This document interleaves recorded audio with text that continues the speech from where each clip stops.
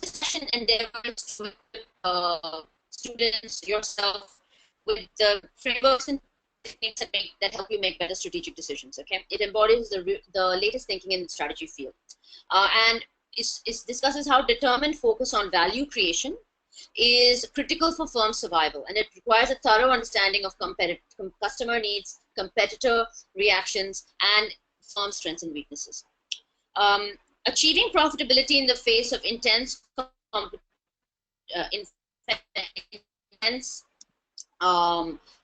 means competitive advantage has to be the central focus of your strategy. Today, what we're going to try and understand are three major things. What is strategy in the first place? I mean, when someone says, I'm the strategy officer, what does that mean? Two, it's an actual thing. Like, it's not, a lot of people say, yeah, I do strategy. They're like, oh my God, you're a FAP job. It's not a FAP job. And that's what we're going to show you why. And strategy isn't just done by one person. Strategy is an organizational learning. Okay. Ma'am, sorry to intrude. Two, we're going to understand. Your voice is breaking, ma'am. Sorry to intrude. Your voice is breaking, ma'am. Can you hear me now? Can you hear me now? No, ma'am. Still some breaking, ma'am. That's very surprising. Can you hear me now? Hello? Yes, ma'am. It's clear now. Can you please continue? Okay, fine. Yeah. So, yeah, we were going back. Three things primarily. One, we're going to understand what is strategy. Two, we're going to understand how do we pull apart, how do we gain information to make decisions that help us fulfill our strategic objectives. And three, we'll try and understand how to implement what we've learned. Okay. So essentially, what is strategy, the industry analysis, and finally, of course, key critical success factors. I want to quickly ask Kezia if anybody else is going to join us and then begin. I don't want to begin without anybody, but I see that 3-4 people are running a little late. Let me just give me a time.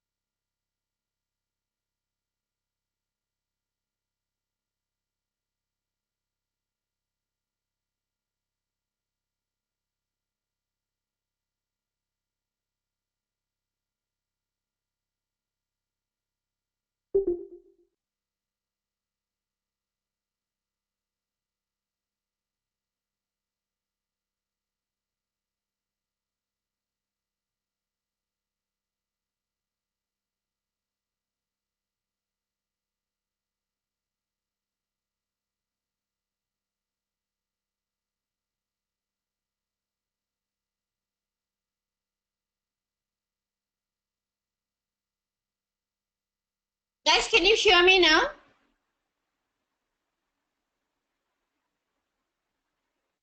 Hello? Yes, Kezia, can you hear me now? Okay, perfect. I'm going to put the webcam on and see if that's better, yeah? Or worse.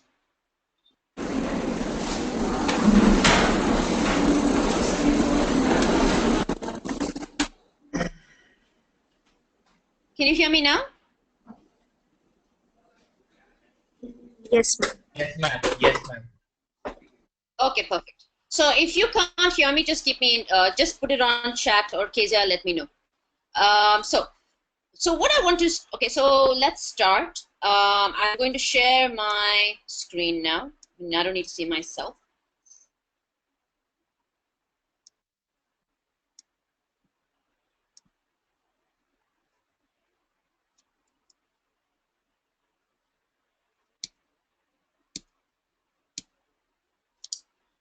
Okay, so the first thing I want to show you is, can everyone see this? Who is this? And who can tell me what you guys know about her? And why do you think I'm showing her to you?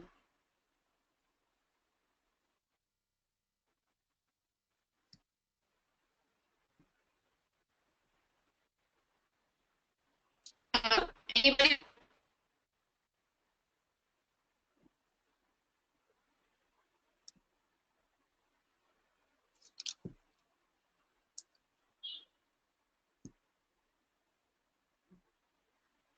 Guys, come on, you guys must know who this is.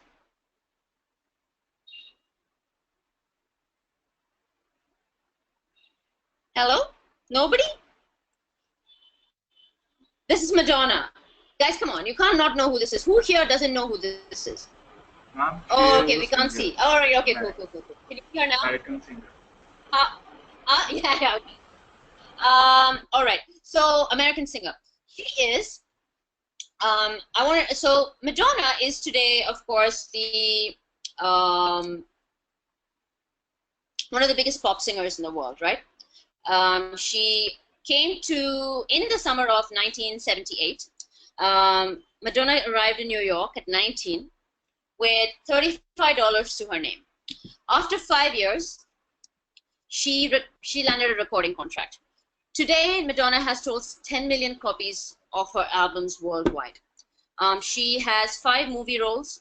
She has established herself as a household name. What do you think is basis for success? Do you think she is a good singer? Anyone? Or a good actress? Her talents are actually very, very modest. But she had one dedication to one single goal. When she came at the age of 19, she said she wanted to be a superstar. So what did she do? She decided that she would learn how to sing, how to act, and how to make music. And the most important thing she did was stay relevant. Even as stars like Britney Spears came and went, Madonna stayed relevant. Whenever a trend changed, Madonna was in with the crowd to find out what was going on. Madonna's single-minded focus didn't say that she wanted to be, she didn't want to be the best singer in the world, because she wasn't the best singer. She didn't want to be the best actress in the world. What did she want to be? She wanted to be, she's not actually a very good singer, Rajinder. She's a very mediocre singer. I think a good singer would be someone like Whitney Houston, who died. But I think what I'm trying to understand here is her relentless drive. Okay, Madonna is by far one of the most hardworking superstars in the world. What do you think? Can you guys tell me another person who is not very good looking, is an okay actor, but is one of the biggest superstars on the planet? Morgan Freeman. Shah Khan, yes. How about, yes, Arnold Schwarzenegger? True. What? Johnny Lever, yeah. What about Rajinikanth? Superstar. No, but Morgan Freeman is a really good actor, Sandeep. Yeah, let's not talk about good actors. We're talking about people who have relentless drive, a single-minded focus. Single-minded focus means I want to be a superstar. That's all I want to be. I don't care how I get there. I don't care if it's through acting, through singing, and now, of course, Rajinikanth says he might get into politics, through politics. It really doesn't matter. Okay? And so that, Amir Khan is a good actor. He's also very smart, no? Yes, but I agree. Again, single-minded focus. All right? So I think what we're trying to understand here is, who's the next person on my screen?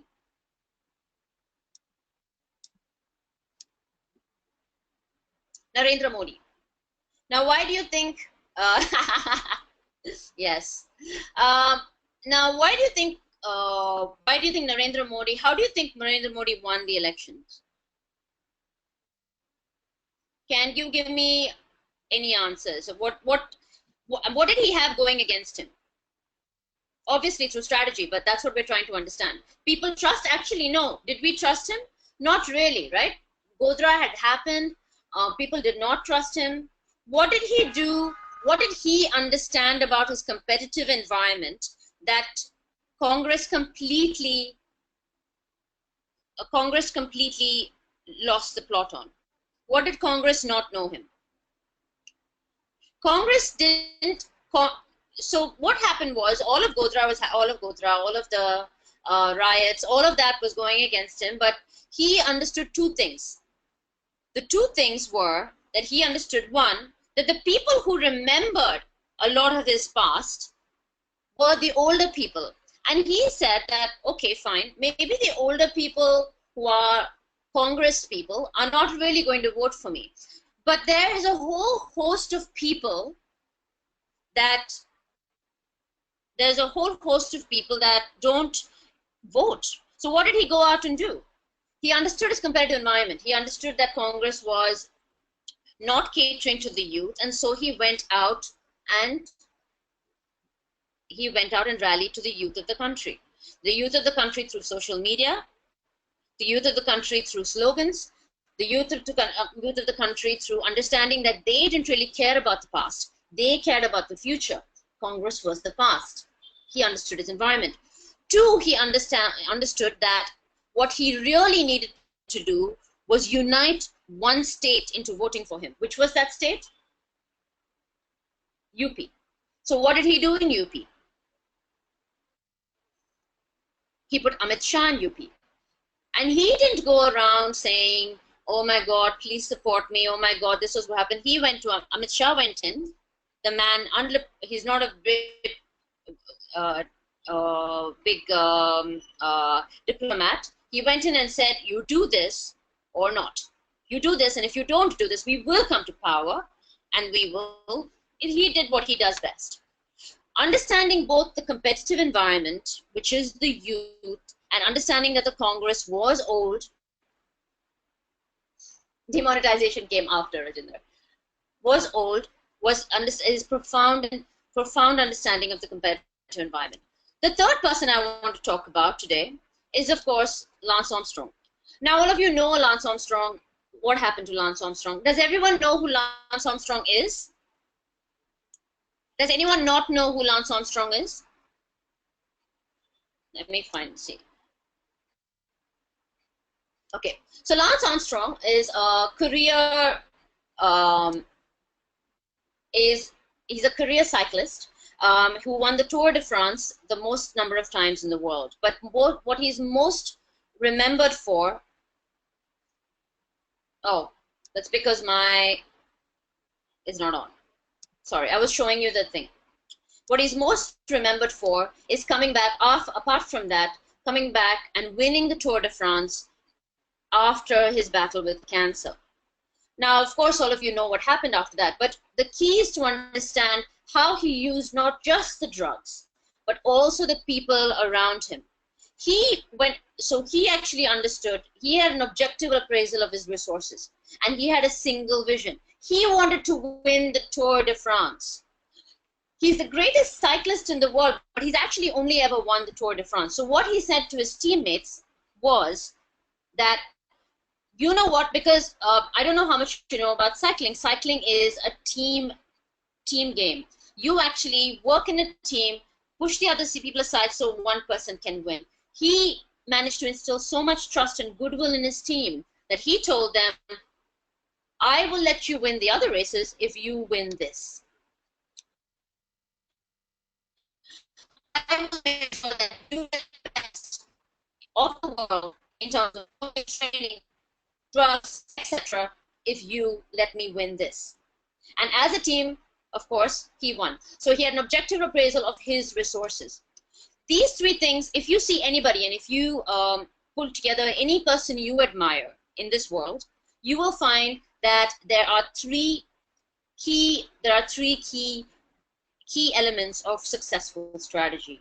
Simple, consistent, long-term goal. A simple, consistent, long-term goal. Why do we say consistent? What did we discuss in my first lecture? A company has two guiding principles. What are the two guiding principles? Can anyone tell me what we discussed that day? Quickly, guys, you need to wake up now. What were the two guiding principles that are constantly seeing you through the course?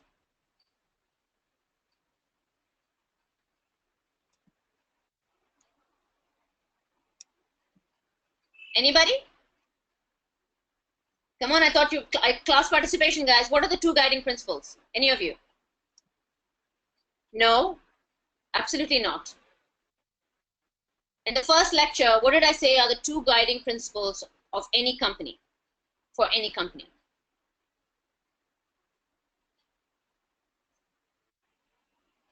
Anybody? All right, two guiding principles for any company are to increase, guys, can you hear me? Or is nobody talking to me because you guys don't know the answer? I'm a bit worried about what you've been doing for the last 4 weeks. Two guiding principles is that a company is that we want to increase revenue in a sustained manner year after year. And the second, we want to increase profitability in a sustained manner year after year. Yeah? I want you guys to memorize this, because if you don't do that, you're not going to get anywhere. Okay? To increase revenue in a sustained manner year after year, to increase profits in a sustained manner year after year, thereby fulfilling your vision and mission of the company. Now, those are simple, consistent long-term goals. Okay? You have to have a profound understanding of the competitive environment, which is what we're going to be doing today. And of course, objective appraisal of resources, which is what we're going to be studying later on. Okay? Now, when it comes to strategy, there are two elements. Okay?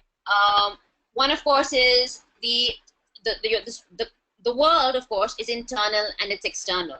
Now, while I might have great ideas on what I want to do with my company, while I might have an understanding of my resources, my structure and systems, I also need to be able to understand around, because I work in an environment, I do not work in isolation. Okay? And we need to understand the key thing to strategy is to link the firm to the environment. And that's a massive issue. For instance, give me a company that didn't look at the environment while and therefore has essentially died. A great company. Is there a company that any company that you can think of?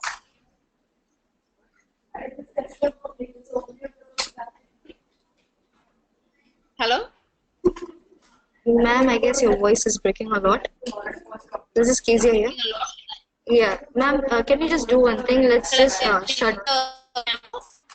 Yeah, let's just shut the webcam off and just show the presentation, and that way at least they can hear you, right? Okay, can you hear me now? Yes, ma'am. Yes, is it? So it is the webcam, is it? Yeah, yeah. Okay, fine. All right. Understood. Okay. So essentially, what we're trying to, what I was saying was, can you give me examples of a company that didn't look at their environment and essentially died, even though they were a great company? Any examples?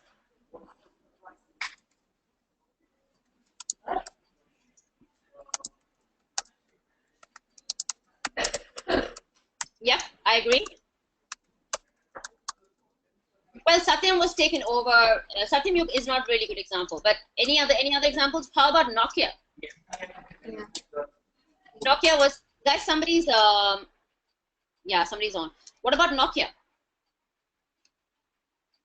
Enron, not a great example again, because they had different issues to them. But Nokia is a classic example of a company that was a beautiful firm that made beautiful products, was in the know, excellent, but essentially didn't understand what was going on around them. But how do you define strategy? Now everybody has their own definition on for strategy, right? You either have you start with having a goal. Is it just a goal? Some people think it's just a specific goal or action. Some people think it's a pattern of objectives and a major policy for achieving these goals. And my favorite definition is actually saying, Lost Boy says, let's go get him. John Darling says, hold on a minute. First, we must have a strategy. Lost Boy says, what's strategy? And John Darling says, it's a plan of attack. So for some people, it says planning. For some people, it's implementation. Of course, strategy is both. But why do we need strategy in the first place? The key, again, we go back to our two major concepts, the two guiding principles. As a company, we need to make sustainable, we need to grow in a sustainable manner, and two, we need to make money, which means we need to make a rate of return that is above our cost of capital. Obviously, because when we put equity into a company, and we discussed this before, equity is expensive. We put equity into a company, that equity is costing us money, be it debt or equity, right?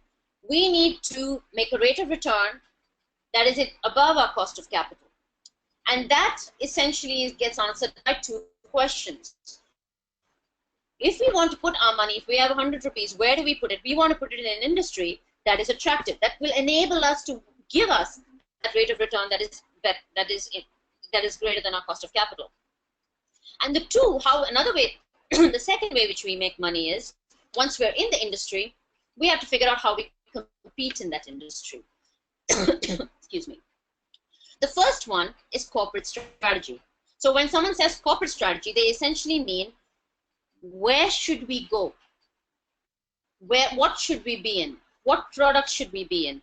What markets should we be in? Should we be in biscuits or should we be in toothpaste? Should we be in cars or should we be in scooters? Should we be in space technology or should we be in underwater diving technology? What should we be in? Okay? But once we're in there, business strategy is, once we're in the industry, is how should we compete? How many of those products should we put out? How many of those products should we sell? At what price should we sell them? How do we compete with the other people that we're selling them to? Okay, the same market. And that is business strategy. So when you look for a job, make sure that you understand which job you're going to go towards. Now, at this point is where something that I'd like to talk about in terms of, people always wonder, what does a CEO do? Can someone tell me, a CEO essentially follows strategy. A COO, a lot of the time, follows business strategy, while the CEO follows the corporate strategy. And you might say, okay, he can't just be doing corporate strategy all the time. Well, obviously, he does, because corporate strategy is not static.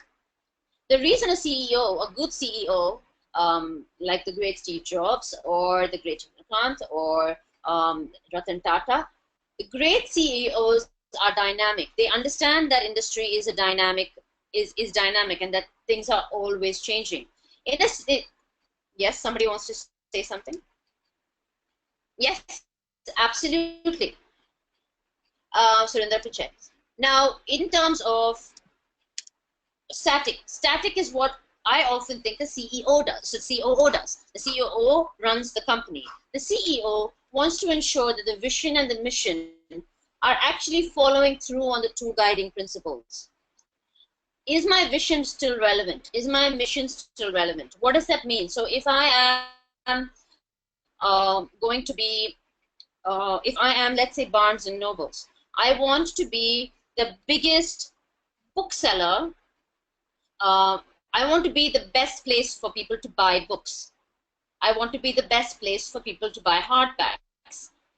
If I was a good CEO, I will keep abreast of my industry and say that, is my vision still relevant? Should I just be a company that should sell good books, hardbacks, or should I be a company that sells books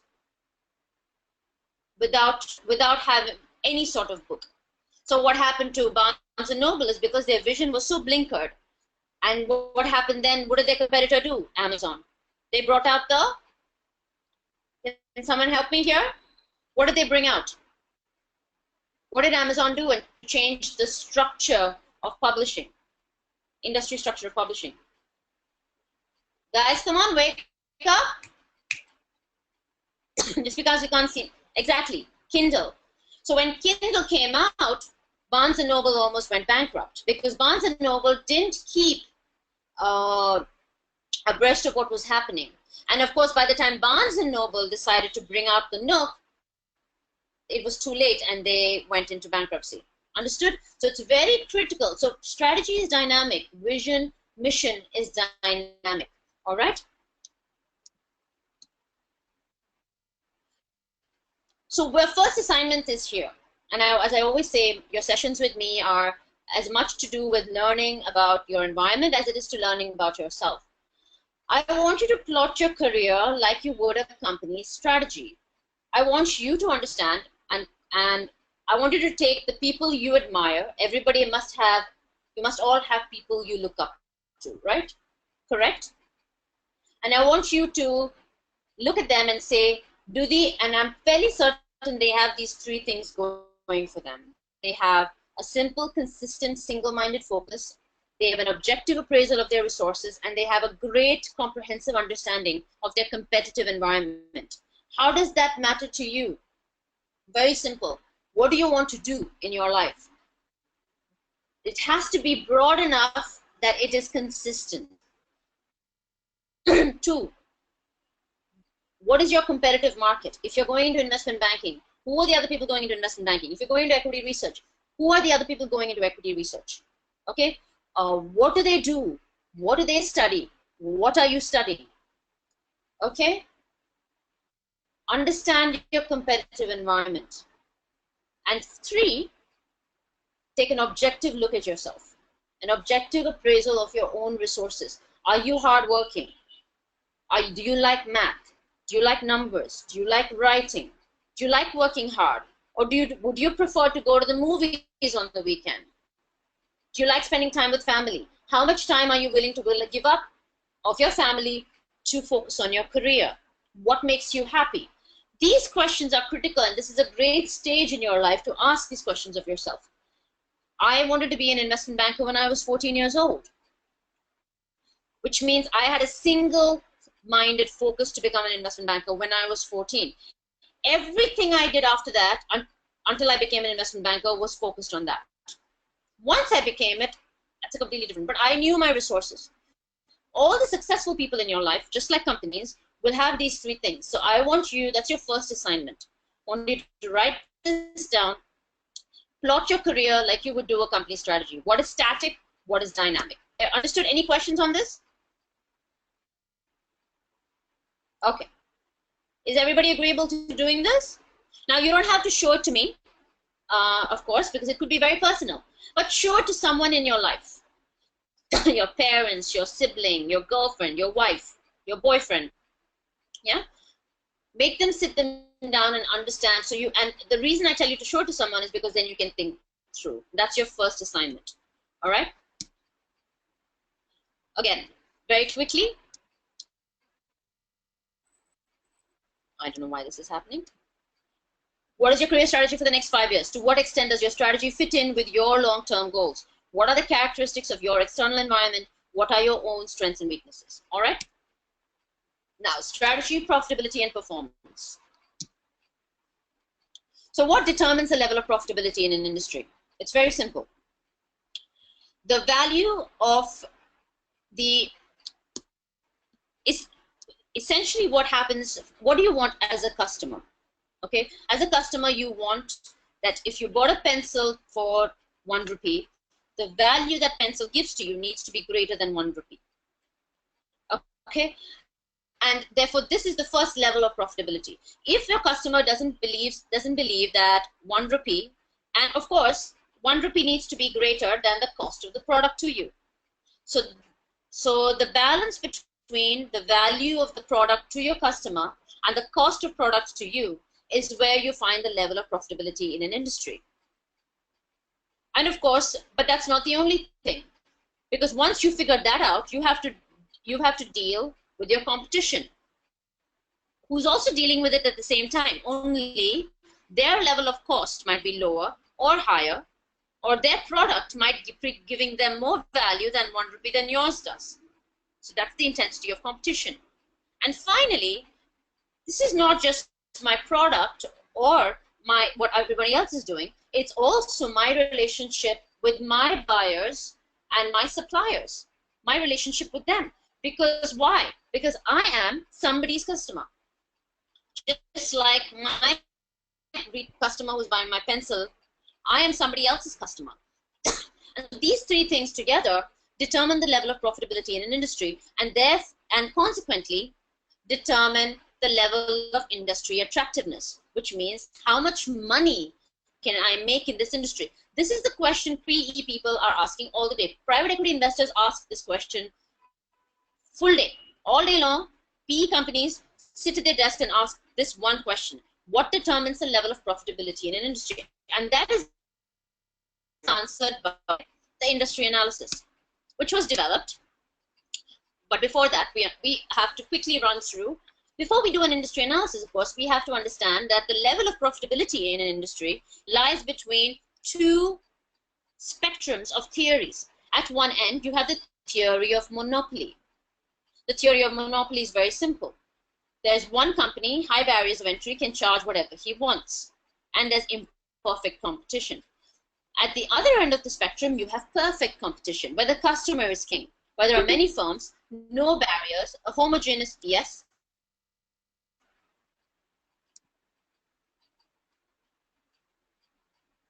What have you seen? What do you have already, Prashant?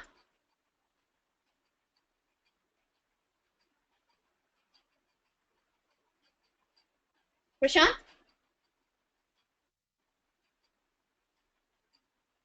Okay. Oh, you mean you have your career strategy already? Is that what you're trying to say? Okay. Ah, understood, understood. Oh, perfect. Good, I'm glad. That's very, very important. Moving on. So, yes, but between these two, monopoly and perfect competition, you have a whole spectrum of oligopolies, duopolies, two firms, a few firms that essentially create this industry structure. And this structure is very, very important, because this means that the concentration of a company, exit entry barriers, the amount of product differentiation, and information availability is going to be determined by what type of industry structure you have. So before you even start analyzing an industry, you need to understand the industry structure. Okay? Now give me some examples for a monopoly. Very quickly, in the next 30 seconds, I want monopoly. Please give me an example. Guys, come on. Yeah. Give me yeah, good. Coal India, Indian Railway. Can you give me for duopoly? What's a great duopoly? Telecom, absolutely no. What's a great duopoly? There's more than Airtel and no. Airlines, there are far too many airlines. No, no problem. Anything else? Come on, guys. Duopoly. It's the biggest duopoly in the world. You know, you guys are very slow. Coke and Pepsi. Exactly. Coke and Pepsi. Give me another duopoly very quickly. I'm going to type it. 5, 4, 3, 2. Nope. Tata and Birla, firstly, Rajat, are not. They are large companies that cater to multiple industries. We're talking about industry analysis here. Which industry are you talking about? Tata is in motors. Tata is in automotive. Yes, exactly. Airbus and Boeing. Exactly. Airbus and Boeing. Okay. Now, oligopoly, a great oligopoly. Somebody just mentioned a great oligopoly. Telecom is a fantastic oligopoly. What else is a great oligopoly in India? 2 more companies, please. Just one more example, and then we're done.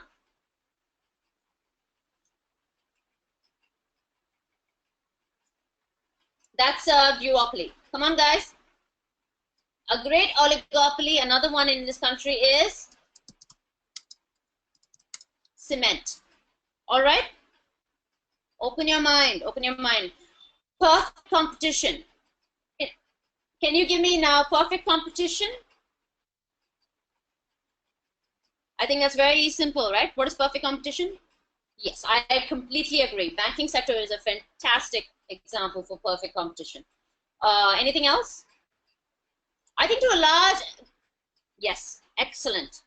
Very good, Rajat. Very good, very good. Exactly. So you get the idea, right? So perfect competition is many firms, but you have to be a little, so what is the one thing that is almost perfect competition now that's leaving the customer king? E-commerce, right? You have Big Bazaar, you have, the customer has complete information right now, right? So moving on. Now, once we do this, once we understand what the structure of an industry is, we move on to industry analysis. Now, interestingly, who has actually done this very, very, very famous framework before? I'm sure some of you have, at least. Anyone? Has anyone done the Michael Porter's framework, and can they quickly put themselves and explain to me what the framework is? Some of you must have done it. Anybody here? I'm surprised. I think one of you must have done an MBA in finance or commerce. No? Okay, fine. So let's not waste any time. The Porter's 5 forces is very, very, very, it's a very basic framework. It's an old framework. As you know, it was developed with Michael Porter in 1979. But it is, in my opinion, and the opinion of most bankers, most equity analysts out there, consider the almost perfect framework to analyze and tear apart an industry. Okay, essentially, it's 5 basic competitive forces whose collective strength determines the long-run profit potential of an industry. The reason we use the Porters is because the Porters, along with the best, which I will also come to after this, means that you can essentially tear apart 99% of the industry and a company. If you manage to answer all the questions that the Porters throws at you, you're pretty much able to tear a company apart and tear an industry apart. Okay? So let's run through them very, very quickly.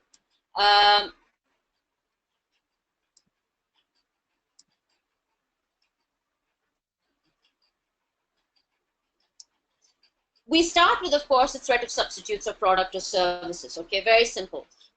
You are obviously an industry is threatened by the substitute products that it has. All right, very simply.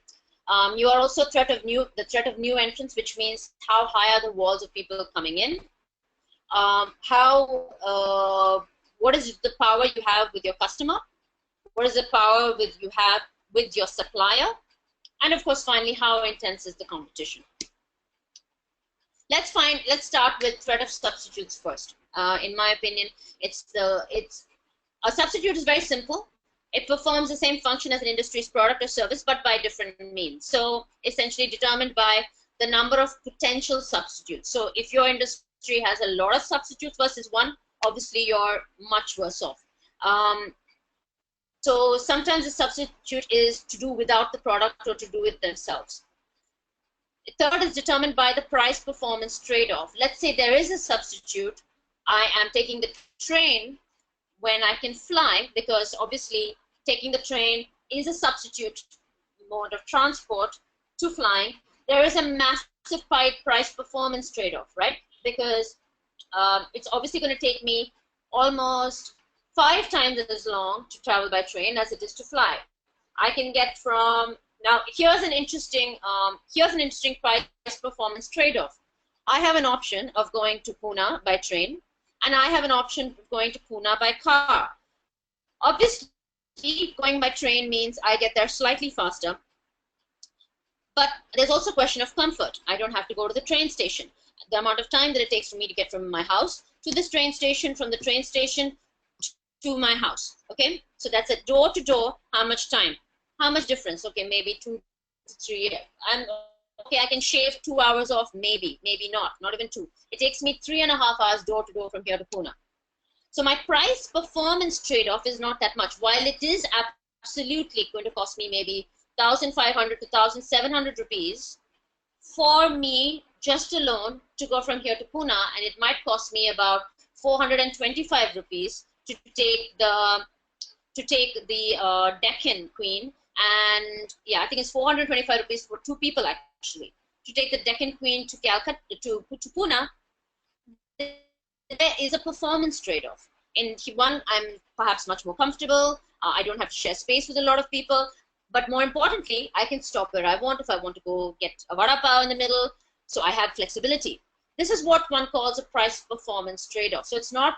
So we have to actually analyze price-performance trade-off, and we have to actually keep a number to it. So in this case, I would keep a number in terms of how much petrol I spend, how much money I spend on going from A to B by car versus how much money I spend going A to B by train. I also have to do a time value, give value to time, because obviously I spend more time in a car than I spend in the train, etc., etc. So this is called price performance trade-off, and it's very important when you try to understand the threat of substitutes. Obviously, finally, there is a switching cost. Now switching cost is a term that we use a lot. Can someone explain to me what switching cost is? Quickly. Anybody? It's quite simple, really. Come on, guys. Wake up. Can you hear me? Are you sleeping? Yes. Thank you, Prashant. Opportunity cost. What does that mean, opportunity cost, Prashant? Can you please explain that to me quickly? Prashant, come on, explain it to me. And give me an example. Yeah, so opportunity cost is the cost which we incur when we are opting for some other alternative. So, for example, if I'm to go by railways and to Delhi, if I'm to go. No, don't use railways. You're cheating. Don't cheat. I just used railways. Give something else. Okay. So let's say I was to use. Sorry? The pen, and that was for an alternative, and I bought a pencil instead of a pen. So it was cheaper, but the opportunity cost was the ink which I was going to use by the pen. That would be the opportunity cost. Right? Okay, so yes, I think that's an interesting example. So your opportunity cost of using a pencil versus a pen would be 2 things. If you choose a pencil over a pen, what is your opportunity cost? Obviously, the opportunity cost would be the fact that the switching cost would be in that it's not permanent, right? It can be erased, correct? And 2, a pencil doesn't last as long, right? Exactly. So that is an opportunity cost. The opportunity to have a product that would last longer if I had chosen a pen versus a pencil, versus the cost of the other way around, which is paying more for something that is more permanent and lasts a lot longer, but is not as cheap. Okay, so that is opportunity cost. Now, opportunity cost goes both ways. That's what the most important thing to understand. There is a switching cost to everything. To expensive to cheaper goods and cheaper to expensive goods. Now, the mistake most people make is that they think there's only a cost, and that cost is only money. So if I go from pencil to pen, obviously there's a cost to the pencil being cheaper and the pen being more expensive. But there is always a cost, and that's not just the cost that's paid. And that's what we learn very clearly when we do M&A. Okay?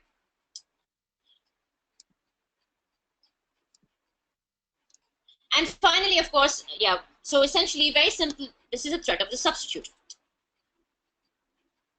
Would you have, now here's another question, would you have invested in well, not 5 years ago, but would you have invested in a post office in the year 2000?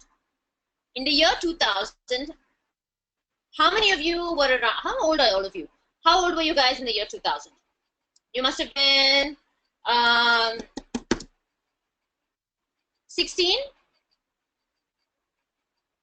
No. In the year 2000. Do you remember far back? Oh my God, you guys are really young. So you would have been about 5 years old in the year 2000, right? 13. Okay, Rajat, 5 years old, exactly. So when you were 5 years old, email was still not that well used, right? So I got my first email address when I was 17 years old. So in 1996, I got my first email address in 1996. In 1997, 98, 99, 2000, even up to 2002, I might have invested in a post office. You guys actually don't know. Oh my God. Really? That, okay, that makes more sense. 11. One would have made you'd be a genius sitting here, Rajinder, right now. Okay. So, so there was so I know you guys don't understand it because you're millennials, but there was actually a time in this world when people were investing in post office. Yeah, because there was the substitute wasn't viable yet. Now, what's another substitute today that is still viable though? Now, but today, would you invest in a courier company?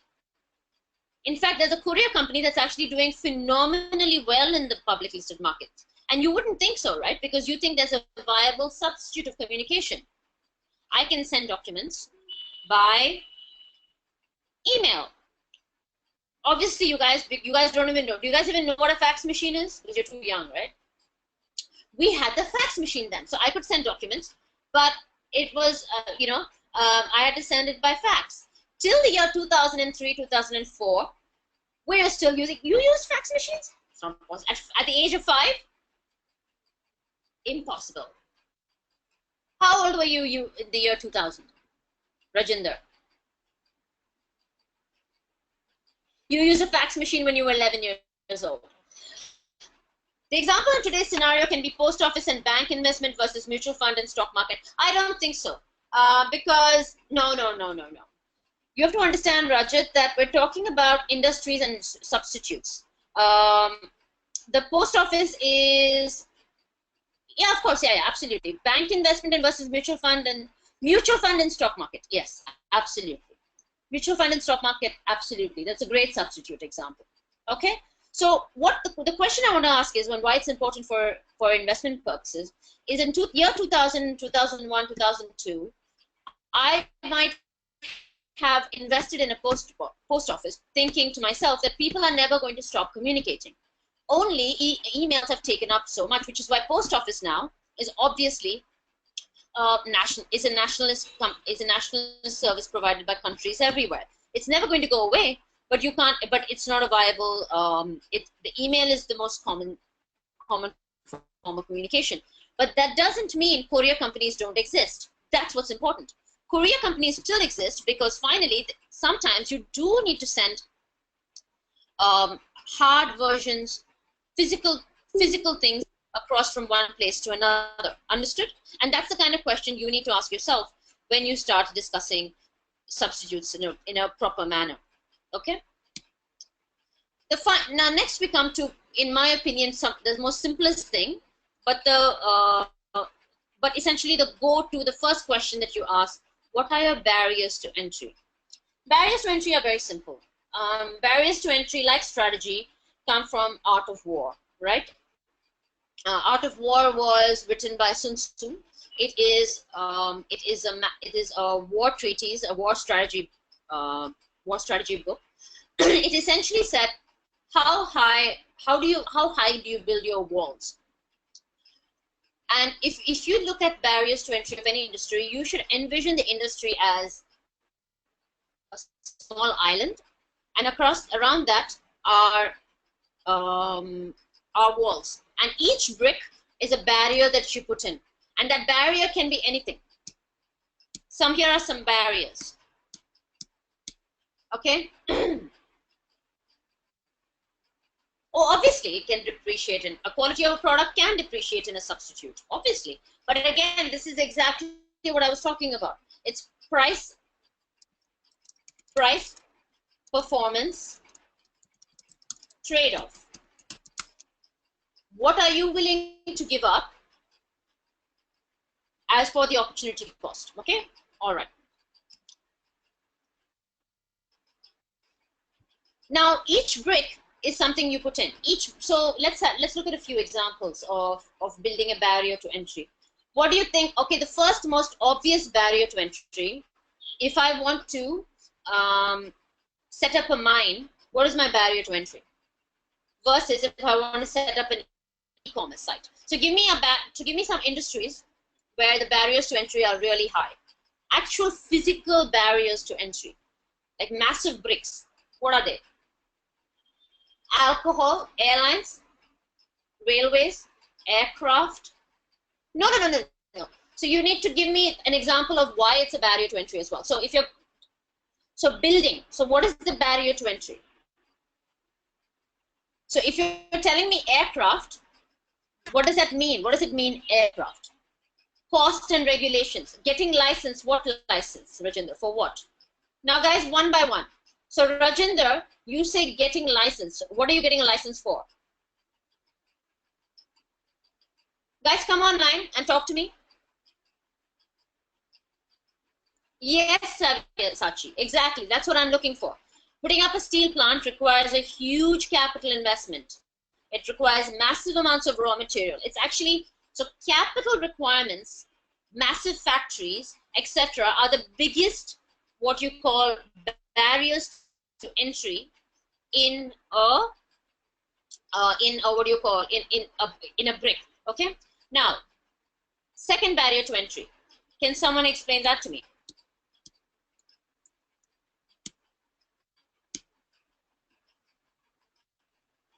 Yes, absolutely. Pharmaceuticals, cost, regulation in terms of license, patent. Can someone explain to me? Someone give me an example of? Okay, now, but that's the easy one. So capital requirements are the easiest barrier to entry. But here's the interesting part about capital requirements and being the easiest barrier to entry. One industry that has seen, you'd think that having an airline is a fairly big deal, right? But interestingly, the airline business has had actually seen, what's the latest airline that came in? Vistara between Tata. So while it's there, it's not impossible anymore. One of the reasons why capital requirements are not as big a barrier to entry anymore are, of course, we have one thing in India, which is what? Private equity. Private equity and private equity funds have suddenly made it possible to set up large projects immediately. While it might take time to put up an airline, to buy planes, but think about it. Let's say, what if tomorrow, if I had 300 crores, 500 crores, I got that from someone, I could buy planes, I need to get a license, yes. So essentially, what is standing in my way is just the license. It's going to take me time to get a license. Vistara took time to get a license. I get a license, I have money, I rent planes, I don't even need to buy them. I'm sure I'll be able to rent them off someone. I can borrow planes and I can start an airline. Things have changed in the last few years. Funding, access to funding has made it very, very possible. Before, I'd have to go to a bank. I don't need to do that anymore. I can actually, I don't need to have my own money. I can get a partner very easily, go to a private equity company and say, I want 1,000 crores. I want to start an airline. I have what it takes to start an airline. Understood? But let's talk about some of the more interesting barriers to entry that people put in place. One of the first most interesting, and so in my opinion, capital requirements are not a real barrier to entry, but what can be are what companies build once they're there. So let's talk about scale economies. One of the first side is supply side scale economies. What does that mean, guys? Can someone explain to me what a supply side scale economy is? Anybody? What would I talk? Everybody knows economies of scale, right? Can someone explain economies of scale to me very quickly? I gave you the definition the last time I spoke to you. What is economy of scale? I'm going to ask Anchit. Can you please explain to me economies of scale? Ashwin? Yes, Rajat. Okay, Rajat, can you put your thing on and explain it to me? I understand that, but how? Per unit cost gets less, but how? Well, how does economy of scale work? But how? How does that happen? Okay, this is the last time, guys. You guys are not listening in my classes. It is when the marginal cost, okay, I want you to write this down. All of you need to write this down. You guys are going to get nowhere in finance if you can't explain this to me. It's when the marginal cost of a product falls because your fixed costs are spread over a larger amount of volume. Do you understand? It's when the marginal cost of the next additional product you manufacture becomes lower because you have added that one more product on and it increases the volume. And therefore your fixed cost gets spread across one more product. Do we understand that? Yes, everybody? That is the definition of economies of scale. Per unit cost, due to large scale manufacturing, that's all very basic. Okay, all right. It's when the marginal cost of your product, the next product you manufacture, is lower because you added that product and the fixed cost gets spread over a larger number. Understand? Got it? Got it.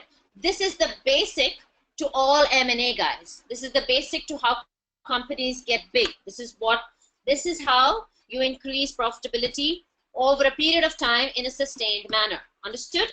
So when we talk about economies of scale,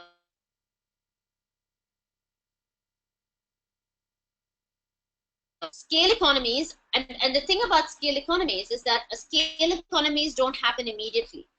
Scale economies happen with companies that have been in the business a long time.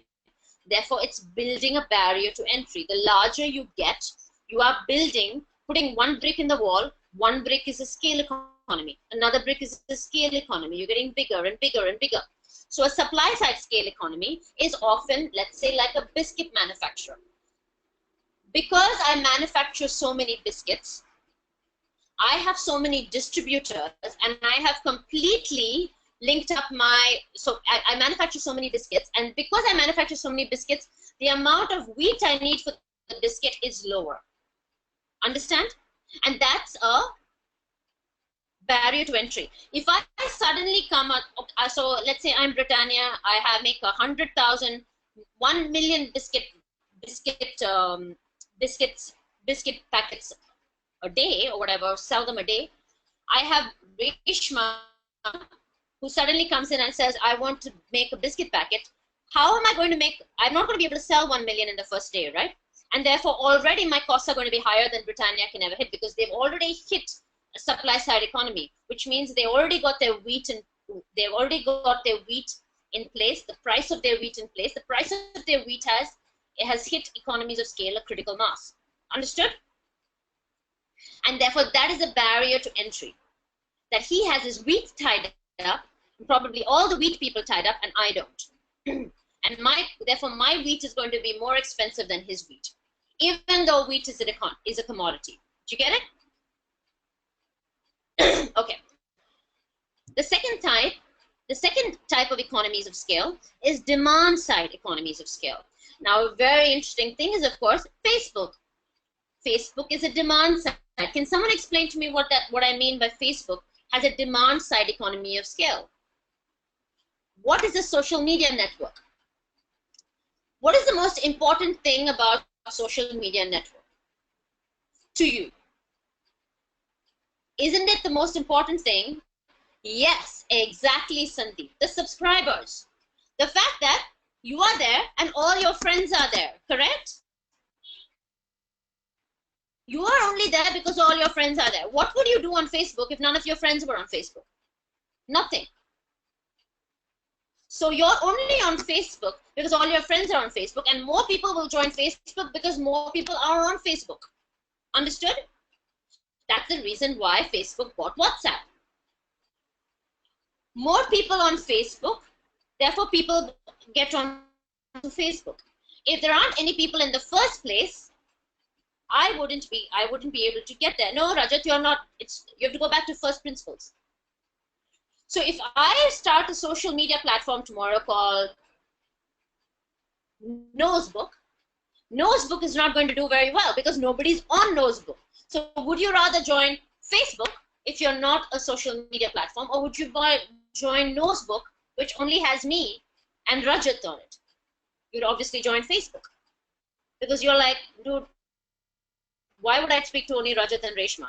I would rather speak to everybody, the entire class. And that's what we call a demand-side economies of scale. Okay? Now, the interesting thing is, of course, both of these can be bought, which is why we have M&A. And then we discussed that in the first class, right? The second, so these two are what we call, these are very, very powerful barriers to entry that you can put in place so that nobody can come into your industry. Understood? Yeah? Excellent. The second, of course, is first mover advantage. Very simple. Customer switching costs. One of the major reasons why people didn't shift phone numbers 5 years ago is because you couldn't. What was one of the main reasons I could not move from Vodafone to Airtel 10 years ago, even if I wanted to? Because my number would change. One of the key things that they managed to do, and this was all the companies together, they realized that if I let you switch and keep your number, my business is going to get a lot better because I'm going to be able to switch between Vodafone and Airtel. I'm going to keep my number.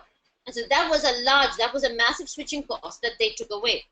But there are large other customer switching costs. Can you give me examples of switching costs?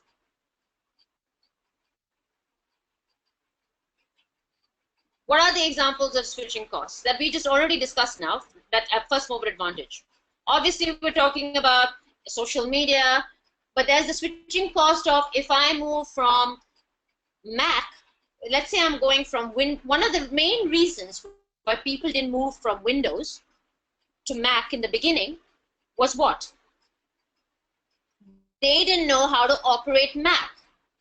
What was the problem before? Again, you guys don't know much about this, but I don't know if you ever, yes, exactly, the user interface. But even the second thing was Microsoft Office was not available on Mac till like 15 years ago when Office for Mac came in. So what did Apple do? Apple realized that the only way they were going to be able to compete with the PC effectively was to reduce the switching cost as a cost for a customer like me. So they reduced the switching cost and gave me Office for Mac on the Mac, and immediately I shifted. Because Microsoft doesn't care. Microsoft says, so of course, I will give you, I don't mind this at all. Okay, so the two biggest enemies in the operating software, which is Windows versus Mac, actually came together and said, you know what?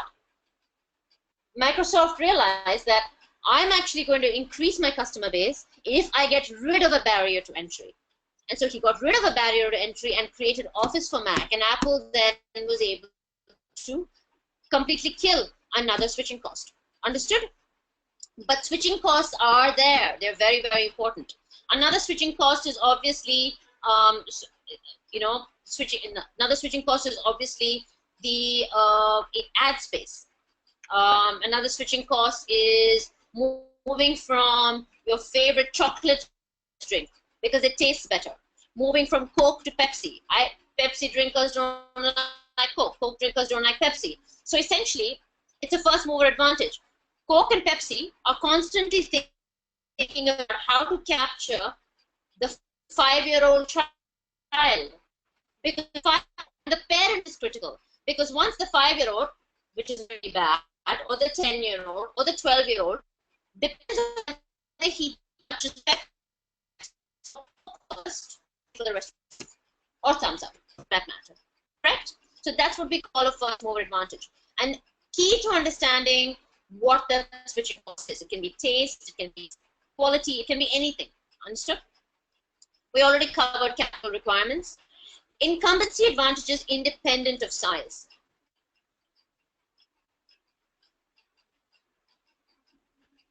Hello?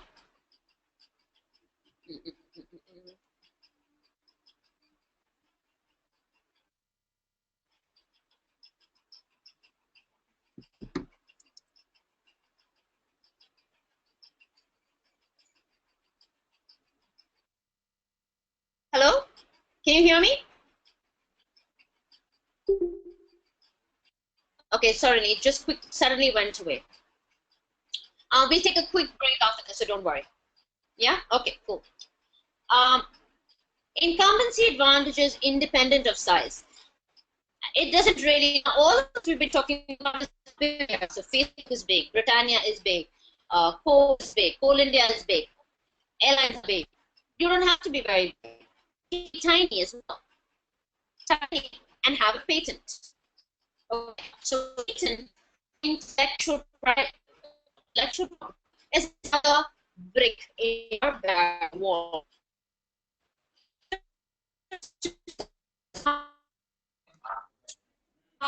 Ma'am, your voice is breaking.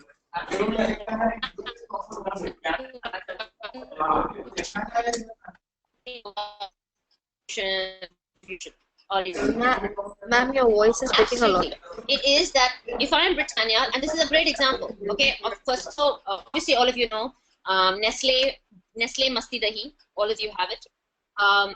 One of the big reasons, one of the major problems Danone faced when they entered India was that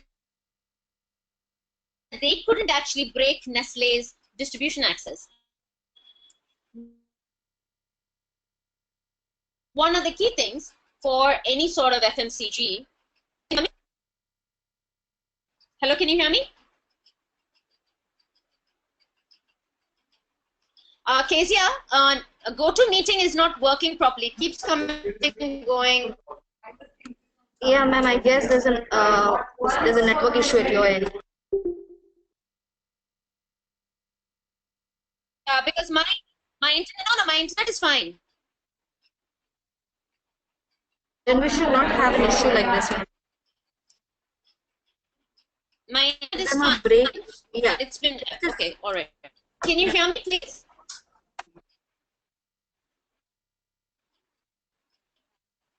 Yeah, we can hear you, but it's breaking a lot. Yeah, we can do that. Yeah, ma'am, can we do, Okay, can you just give this guy? Take 5 minutes and I'm going to start. Yeah, that's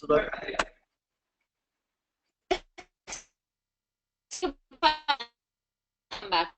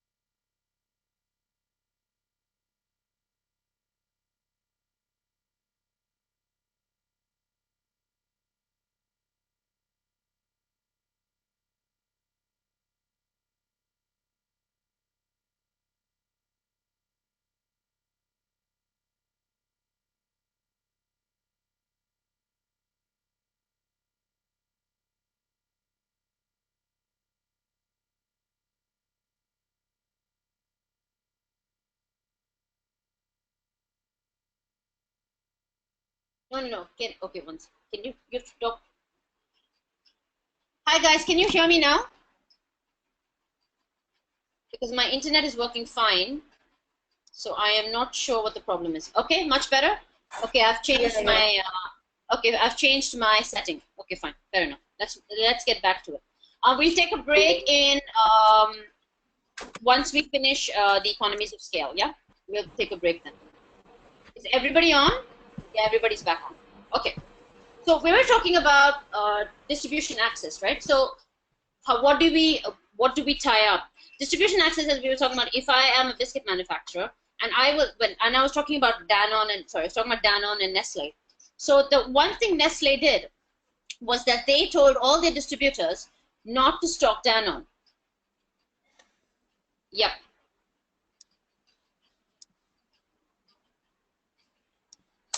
There you go. They told the distributors not to stock Danone. And so one of those,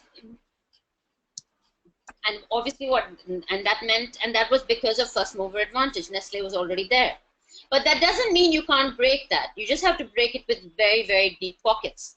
And those deep pockets is why you get Danone today. But Danone had to be launched twice. The first time it launched, it failed miserably because they could not break the Nestle's distributors away from them. How do they do that? They just pay the distributors more. They give them a better margin. So, but that is still a key brick in your wall. Finally, the three massive bricks, right? Barriers to entry. Richard Schlamassy says, in his opinion, the only effective barrier to entry in this world is a restrictive government policy. So can you give me examples of, in India, what are the various, what are the industries in India that have restrictive government policy that are being used as a barrier to entry? Give me three examples. Okay, just one example. Alcohol, yes. Defense, obviously, but defense you can understand, Darshan. Why, right? Because defense is critical to our country. So obviously we need to put defense. But alcohol, yes, absolutely. Mining, yes. And then finally, what is it? But what's the most obvious one, guys? Why can't you get what do you call? Why can't you buy a Mercedes-Benz at the price you can buy a Mercedes-Benz in Germany? Auto. In fact, and why do you think that is? That is because of intense lobbying by Maruti. For years, they have lobbied Maruti. For years, Hero Honda have lobbied. And they know that if tomorrow we bring down and we say, no, we say this is going to be a level playing field, we want the same safety features as cars in Europe, we want the same emission norms as the cars in Europe, and we open this up, our cars are going to die because they don't match up to the cars manufactured abroad. So the restrictive government policy is one of the major problems with of course, with one of the key, yes, obviously. Import duties and taxes are the government policy, okay? They are the barrier, okay?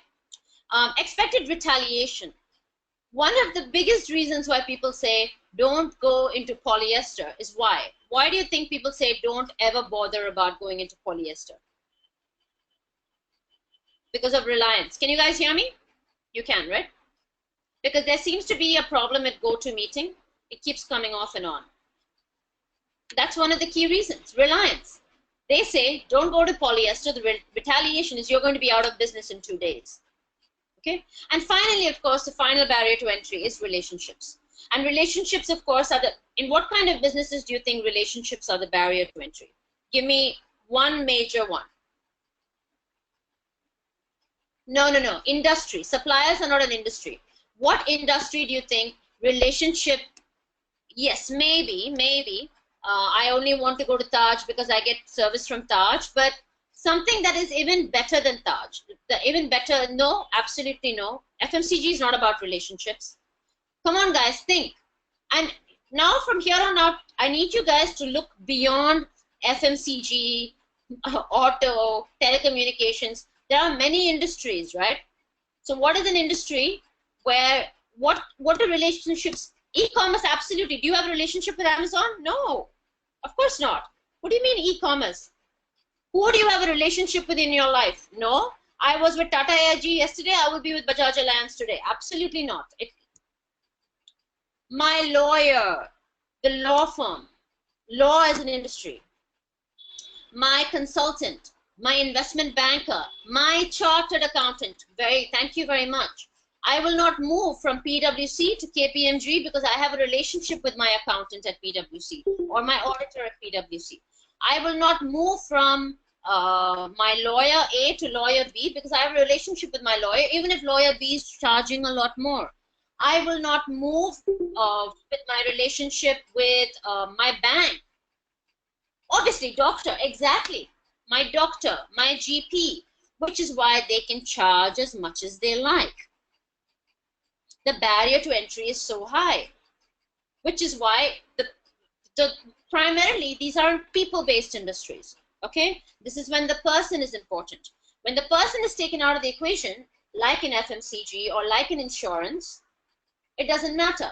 But when the person is critical to the job and the person is the product, relationships are critical. Understood? And relationships become an effective barrier to entry. Moving on.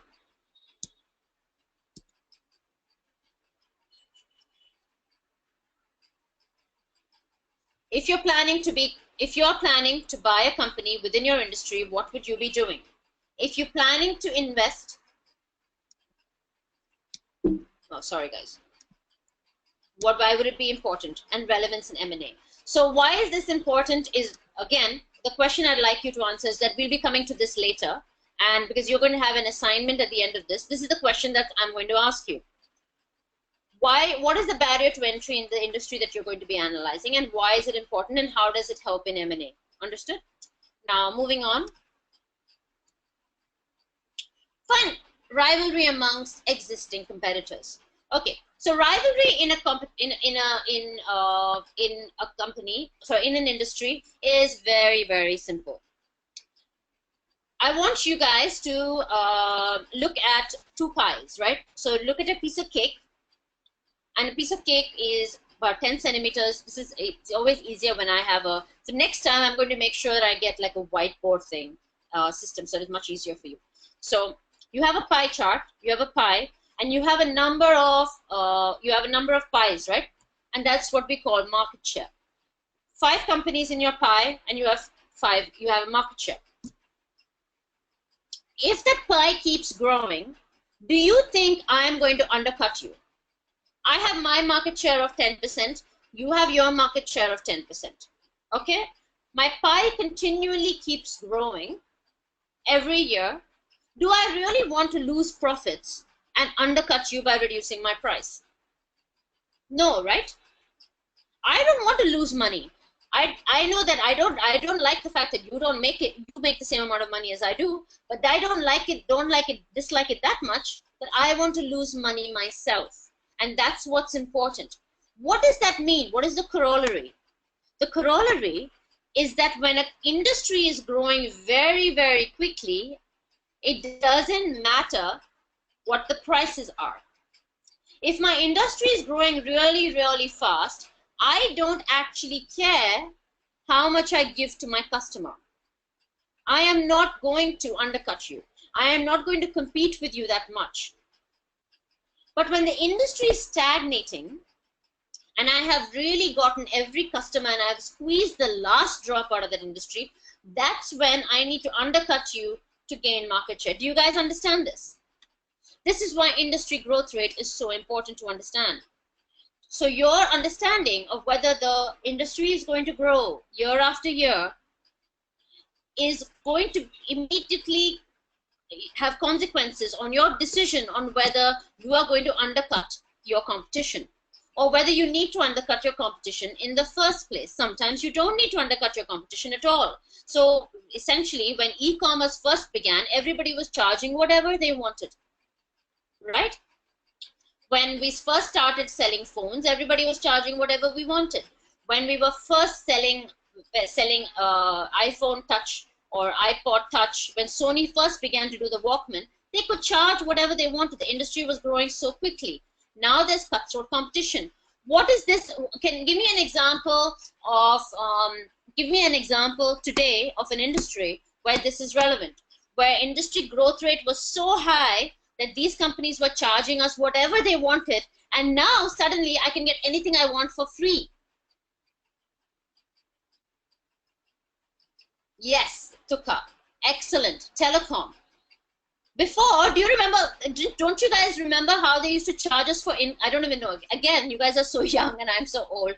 Do you remember a time when you used to be charged for incoming phone calls? Do you remember a time? Yes. Yes. 2 rupees, yes, exactly. Now, you have free data. You actually have free data. You have free phone calls. Yeah, exactly. Why? Because the minute your industry stops growing, the telecom industry is saturated, completely saturated. They can't go anywhere. Everybody, even in the rural market, has phones now, right? So this means because I can't go anywhere, there is no more pie to eat. I have to eat your pie, and the only way I can eat your pie is if I make my pie tasty, and I make my pie tasty by making it cheaper. And you eat my pie. Okay, so essentially I need to eat more pie, and therefore I start competing with you. That's the basic. Now, of course, now this is done, now that we have the basis of how industries compete, we then go into the rest of it, which is obviously the number of firms and relative sizes influence the competition. The more firms there are, the more competitive it's going to be. What would happen in a monopoly? Very simple. There'll be price setting. Now, here's where the industry structure is very, very important. In something like a Coke and a Pepsi, Coke and Pepsi have nowhere to go, but they're not going to undercut each other too much either. They know they have to keep a steady pace. They're never going to charge too much, but they're never going to charge too little, because they know if they start that war, one of them is going to die, and they don't know which one. Okay? So, when the concept of oligopoly and duopoly is very strange. That's when pricing is not great. The pricing is perfect for a monopoly when he's the only one, like essentially Microsoft Office, that can charge anything he wants. I know you guys think Mac is, but Mac is not really viable still in this world. Okay? IBM. And then you have perfect competition where they can't charge anything they want at all. The market is basically set by me. I set the price for a lot of things, okay? But in an oligopoly, like cement, they get together and they decide the price because they know what's in their best interest, and that's called cartelization, okay? And of course, in an oligopoly, there's Pepsi, all right? So you have to understand industry structure to understand what they're going to do in competition. The perfect industry structure is obviously a monopoly. That's what I want to invest in. I want to invest in a company that when nobody else does what they do. But I ideally do not want to invest in perfect competition, because then I can never make any money. If I can't invest in a monopoly, then I go slowly to oligopoly, or I ideally prefer an oligopoly where there are a few firms, we can talk to each other, we don't have to give cutthroat competition, and we don't give out enough information. Understood? Here are some more. Yes? Oh yeah, thank you. Yes, Darshan. Another thing about rivalry, obviously, how do two companies compete? Obviously, because of the degree of differentiation and switching costs between my companies. And switching costs are obviously important even in creating competition. I switch from Airtel to Vodafone, what do I lose? I switch from Citibank to ICICI, what do I lose? This is when it's the second level. This is where my product, it depends on my product.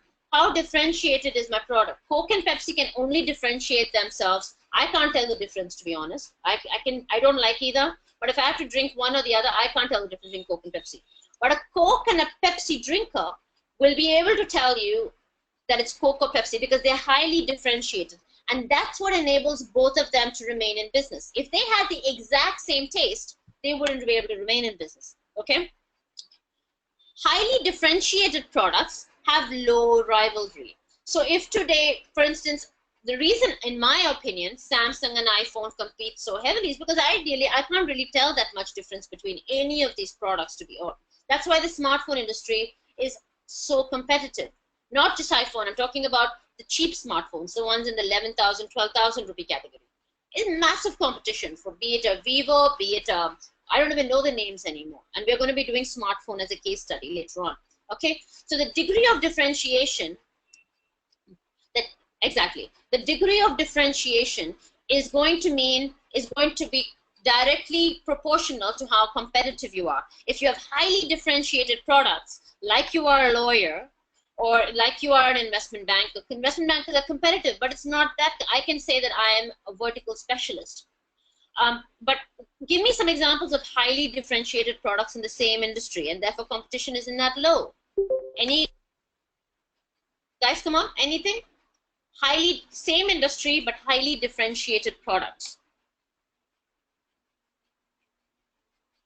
The restaurant business, a Michelin star restaurant will compete less for a good than a Shiv Sagar and a Sarvana Bhavan. Correct? Or a state, unless you are like status and you have a brand built in, the mid-level restaurants compete fiercely. I don't know, so would you go to a fatty bar, or will you go to a monkey bar? Or will you go to mainland China, or will you go into something else that's very similar to a mainland China that's across the road? Okay, this is when differentiation comes in. Yes, will I have today a Crosin? Will I have a Combi Flam or an Enzo Flam? Excellent, Prashant. Medicine. It's not difference. If Combi Flam, Enzo Flam, same thing, no differentiation whatsoever, I will take both of them. But this is where branding is critical. Okay, so that's why branding is so important. Of course, finally, the other thing about competition, now here it's going to get a little complicated, is scaling and learning economies and the ratio of fixed to variable costs. If learning economies are large, there is an aggressive competition to become big the fastest. What do we mean by learning economies? Learning economy basically says that the more products I make, the better I make them. So this is what Toyota said. And I don't know if you know about Kaizen. Kaizen is just-in-time manufacturing. Toyota said the more products I make, one of the benefits of economies of scale is an economy of learning. The more products I make, the more mistakes I uncover, the more better my products are going to be in the future with lesser mistakes, so I can charge more. But to get to that in the first place, I need to be fairly large. So what companies do, like an Amazon, like a Flipkart, like a Snapdeal, is that to get the learning economy in place, they become very, very aggressive. They start price cutting to ensure that they reach a critical mass where they can get a learning economy, where I know how to make this. I just make it better because I make so many. Understood? Yes, absolutely. But that is investments in R&D. So yes, so what I think you can do is, if for me to justify the amount of investment I need to make in R&D, I need to sell so many products, and therefore I have to sell them. But Sony is not really a good example. I think the smartphone industry to some extent, but cars to some extent, I need to sell so many cars to get to a level where I have the right amount of economies of scale, that I have learned enough. Okay. The second most important thing is if my ratio of fixed to variable cost is very, very high. What does that mean? That's what happens in the airline industry. So what happens in the airline industry? They have, 300 seats in exactly, fuel prices. So the major component is fuel prices, right? Prashant, I have to spend the same amount of fuel if I get 250 people from Delhi to Bombay than if I had to get 300 people to Bombay, correct? So occupancy becomes a massive issue, correct, Tukha? So when I start filling 250, 275, 280 people, and this doesn't sadly happen in India because they're useless, but if you are in the UK or if you are in Europe, you can actually, if you book half an hour before the flight takes off, you might be able to fly from London to Paris for £1. Because they say that, it actually costs me no money to take you on board. So I will undercut that next flight and give it to you for £1 because I make £1 more than I would have made before. And that £1 contributes to my fuel. Do you guys get me? So an incentive to reduce price to utilize installed capacity makes an industry very, very competitive. So I will sell. Why do you think China dumped all that steel? Because in the 1990s, they created so much excess steel capacity that it really didn't matter to them what they sold it at.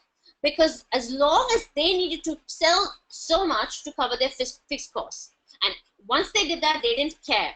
Everything was just in addition to the fixed costs. They just dumped the steel in the market and the steel industry collapsed. Okay?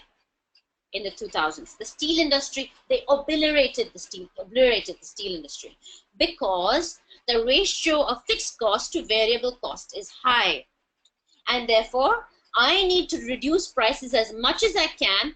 I don't care how much I charge you. I just need to make sure that I contribute to my fixed costs. That's all. This is very, very important, guys, and it's very important to understanding how attractive or not attractive an industry is, because I will not invest in industry where I need to do this, okay? Where economies of scale need to be so high. And of course, finally, excess capacity and exit barriers. Like I was talking about excess capacity, I cut prices to fill. One of the main causes of excess capacity are high exit barriers. We were talking about, and this is opposite to entry barriers. So yes, absolutely. I have great entry barriers in my industry. My capital costs are very high, capital intensive, or basically I have great patents. But when I have great patents, what does that mean, guys? When I have great patents and I have great intellectual property, that means I have spent millions and millions and millions into that intellectual property that I have no money left to diversify. And therefore, I have stuck within this industry. That makes me have to reduce my prices to compete. Understood? Okay. Let's move on.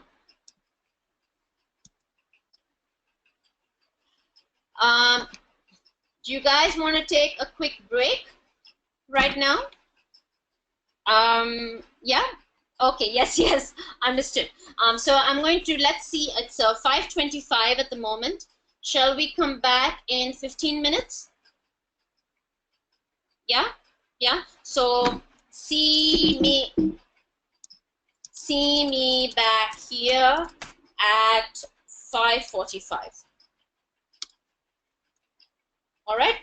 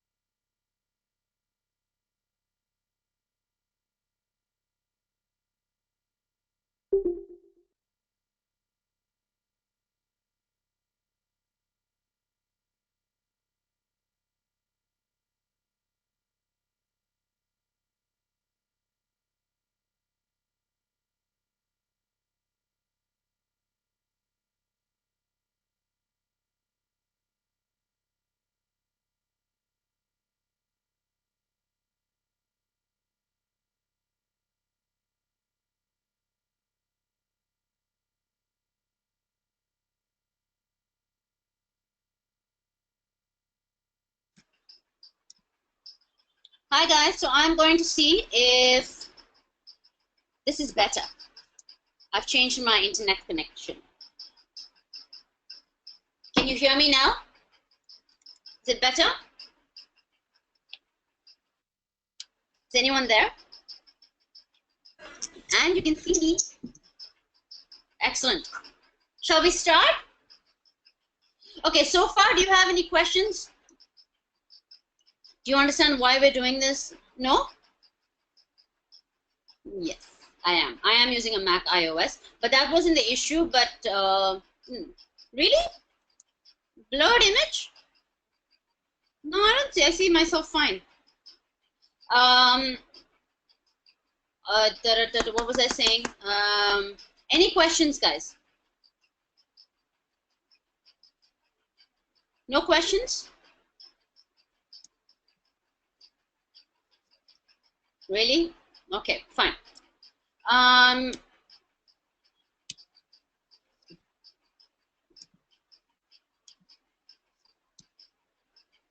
Okay, so I think hey, lack of technology. Yes, Santosh, very funny. Thank you, Tuka. Curious to listen for the next 1.5 hours. Thank you. All right. Next, we go into powers of customers, right? So I think now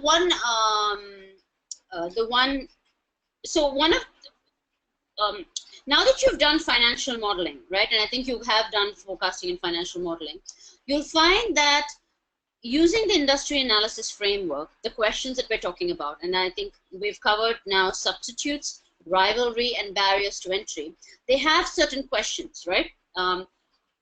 Regards to, but one of the first questions we ask when we do a financial model of a company in investment banking is we ask these questions that you see on the slide here. This this section is enough for us to understand and forecast the company's forecast and do. I don't know if you guys have already covered the top-down method of forecasting, bottom-up method of forecasting. Have you done that yet? Guys? Top-down, bottom-up. So top-down means I start with industry and I come down and I see how an industry is going to grow. And then bottom-up, I look at the company's numbers and I use the company's numbers exactly. So when we do bottom-up, this is what, as investment bankers, we ask a company when we're putting their financial model together. The first question is, we ask our companies in your total. So obviously you've already done this, right? So each product is a combination of two variables. The sales of a product or sales of a company is a combination of two variables. What are those two variables? Come on, guys, quickly. What are the two variables? Revenue equals what? Revenue equals what? Revenue equals X times Y. Correct? What is X? Exactly. Very good. So, price of each product times number of products sold. Correct? So, this is the first question we asked. If you have a revenue of 100 crores, how many products did you sell? Which gives me what? Which gives me what? The price of each product. The second question I ask is how many buyers, what is your buyer profile? Like this. What is your buyer profile? How many people do you sell to? Now, this might not be very, yes, 1,000, but you could sell to, so this is different for different things, right? What does this depend on? This depends on how many products you have, how many differentiation of products you have, and they will then determine how many buyers you have. So what's my favorite product, guys, that I use for all my examples? Pencils. Yeah. So if I'm a pencil manufacturer, how many types of buyers do you think I have? I want you guys, come on, wake up. How many types of buyers do you think I have? I am Apsara, okay? Apsara is a listed company. How many types of buyers do you think I have?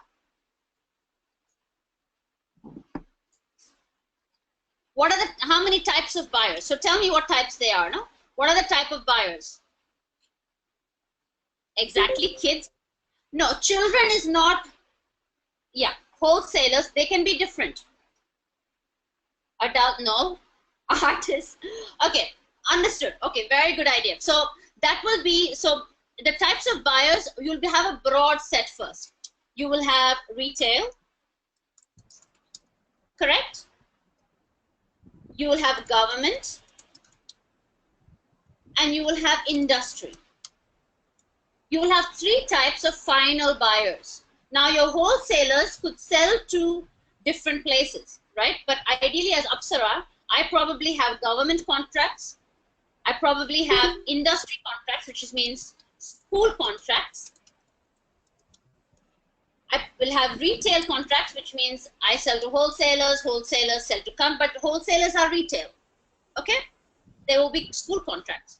So all in all, I think I have about, and maybe I have a contract with Reliance directly, or a contract with Tata directly, or a contract with a large design firm directly. You never know. So all in all, I have 4 types of buyers. Understanding the 4 types of buyers is critical to my understanding of how I am going to grow. Correct? Right? Now, how many buyers is directly proportional to how much power I have with each buyer. Let's assume there are 2 types of pencil companies. The first pencil company sells only to retail. The second pencil company sells to retail, government, industry, and schools. Who do you think is the more powerful company? Obviously the second company. Why? The second company, because the second company has the ability to negotiate. The first company, the retail customers can come and say, you know what? What can happen with the first company? With the first company, the competitor can come and drop the price per pencil to 75 paisa, and yours is at 1. You lose all your retail customers. You still have 3 more customers that you have relationships with on a different level that have greater barriers to entry that your competition cannot attack you. So your ability, your negotiation power with different customers, with different types of buyers is greater the more buyers you have, which is why we ask for details on customer base. So another great example for this is OEM. What does OEM stand for? Does anyone know? OEM stands for Original Equipment Manufacturer. Okay? Original equipment manufacturers are in every business. They are essentially the companies that they primarily B2B, and they service primarily companies. So an original equipment manufacturer for Maruti could be Gabriel, Exide. Okay, for General Motors could be a Gabriel shock absorber. Have all of you heard of Gabriel? Gabriel is one of the largest shock absorber companies in India. Gabriel primarily manufactures for foreign companies like General Motors and Ford. Now, if I, as Gabriel, only manufactured for one company, which is General Motors, don't you think that General Motors will beat me down? Versus if I was catering to Maruti, General Motors, and Ford, correct? Which means, yeah, see it, all of them. So all these OEMs, my degree of differentiation between my buyer base is critical to my power with the buyer. If I have 10 buyers, then I can tell one buyer to go away because I have 9 buyers. But if I have only 1 buyer, I can't tell them. And that's the first question PE firms ask a company. They say, how many buyers do you have? If the person says only one buyer, my risk is too high. If that one buyer goes, your company goes bust, I will not invest in you. The second question we have to ask is, after how many buyers is the portion of my firm's product sold to a particular buyer? Even if it is only 5, if it is 25, 25, 25, 25, I'm okay. If it's 75, 25, again, my negotiating power, even if I have 2, is massive, okay? Is massively different. Switching costs between buyers. Now, why do you think, now you're saying, yeah, sure, but there is why do you have only 4?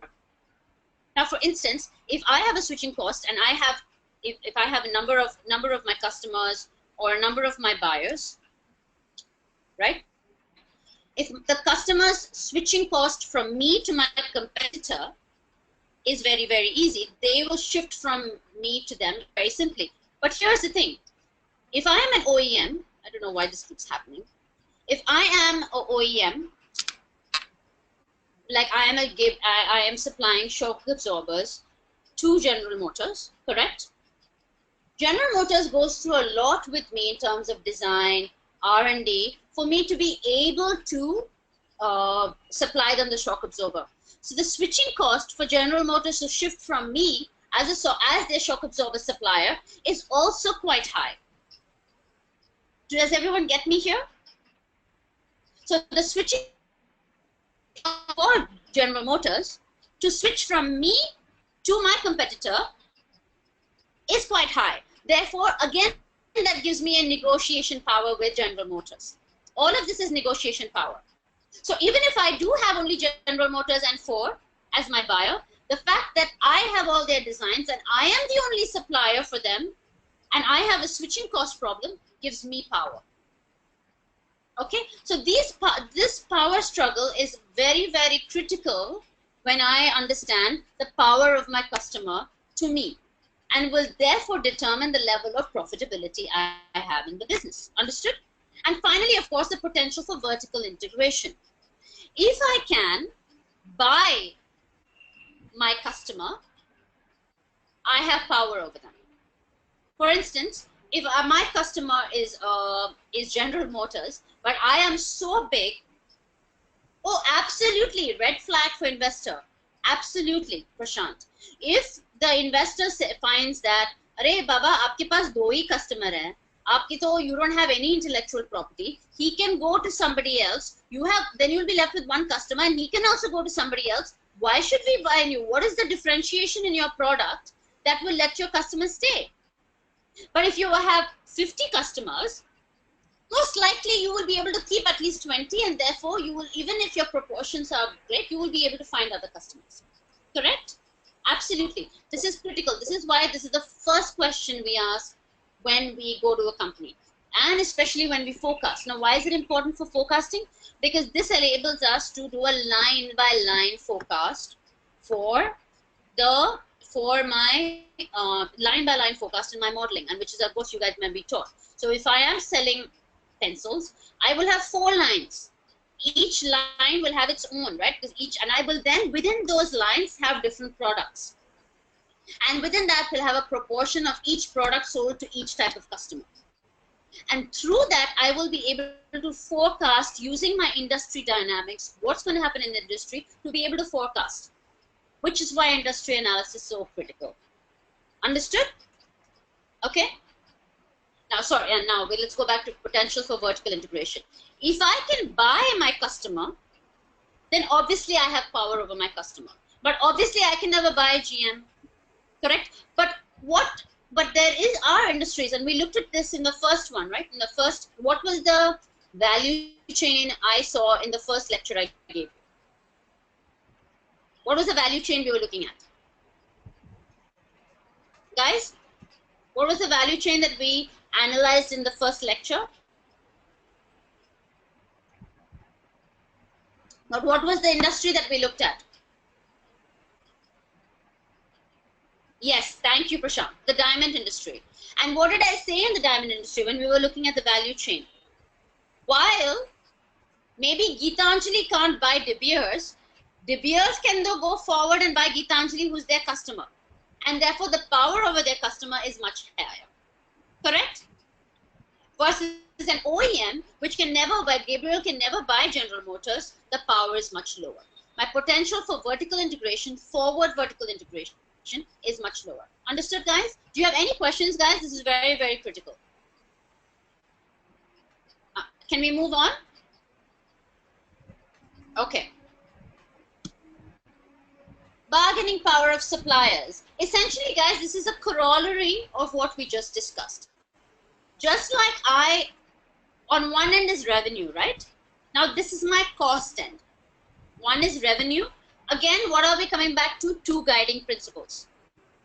Revenue, sustainable revenue over a sustainable period of time. My second principle is what? Guys, second principle, profits. Exactly. Prashant, you seem to be the only one listening. Wake up, everybody. Profits are related to what, guys? What is my variable in profit? How do I get to my profit? Cost, exactly. So my relationship with my suppliers will therefore, be determined by how much I am paying them. And that will be determined by my relationship with my suppliers. Understood? So the relationship of my relationship with my suppliers is determined by how many suppliers I have. So let's say, for instance, I am a pencil manufacturer again, and what are my what goes into the pencil? What goes into the pencil, guys? Lead, wood, rubber. That's it. And of course, finally, what is my fourth supplier that gives me lead, graphite? Packaging, yes. And what is my other supplier? What is my other supply that I need to make my product that gives me a lot of issues and can go on strike? Let's not forget that. No, labor, exactly, my direct labor. Don't forget that, guys. People forget that all the time and they get into a lot of trouble, which is why they don't understand. You always have to understand the relationship a company has with its labor force, because that's one massive supplier to my product. Okay, so coming back. So the number of suppliers I have for each product will obviously determine the negotiating power I have with the supplier. So let's say graphite is obviously a key product to me, correct? Key raw material. There are two elements to this. One is risk, that my product won't be in place. And two is, of course, the actual cost of the product. If I have only one graphite supplier, what do you think the graphite supplier is going to do? He's going to put the price up, correct? But if I have two graphite suppliers, I can always tell the one graphite supplier, dude, if you put the price up, I will just go to the other guy. Simple. That's how simple it is. Now, also it determines about, another reason for my thing is, of my suppliers, of my 100% of my cost for a pencil, I have a division, right? 25% for graphite, 25% for graphite, 20% for wood, maybe 5% for the rubber, and about another 5% for my workers. A large proportion of my costs actually go to graphite and wood. So essentially, if tomorrow I have a problem with my graphite, a large percentage of my costs risk is, if I only have one graphite supplier, that means 25 to 30% of my cost component is in jeopardy in terms of pricing. And that will impact my margins in the future. Obviously, finally, the portion of supplier sales, now it's the other way around. Sure, I have only one graphite supplier, but if that graphite, I'm the only customer for that one graphite supplier, what happens to the negotiation of power? It is equal.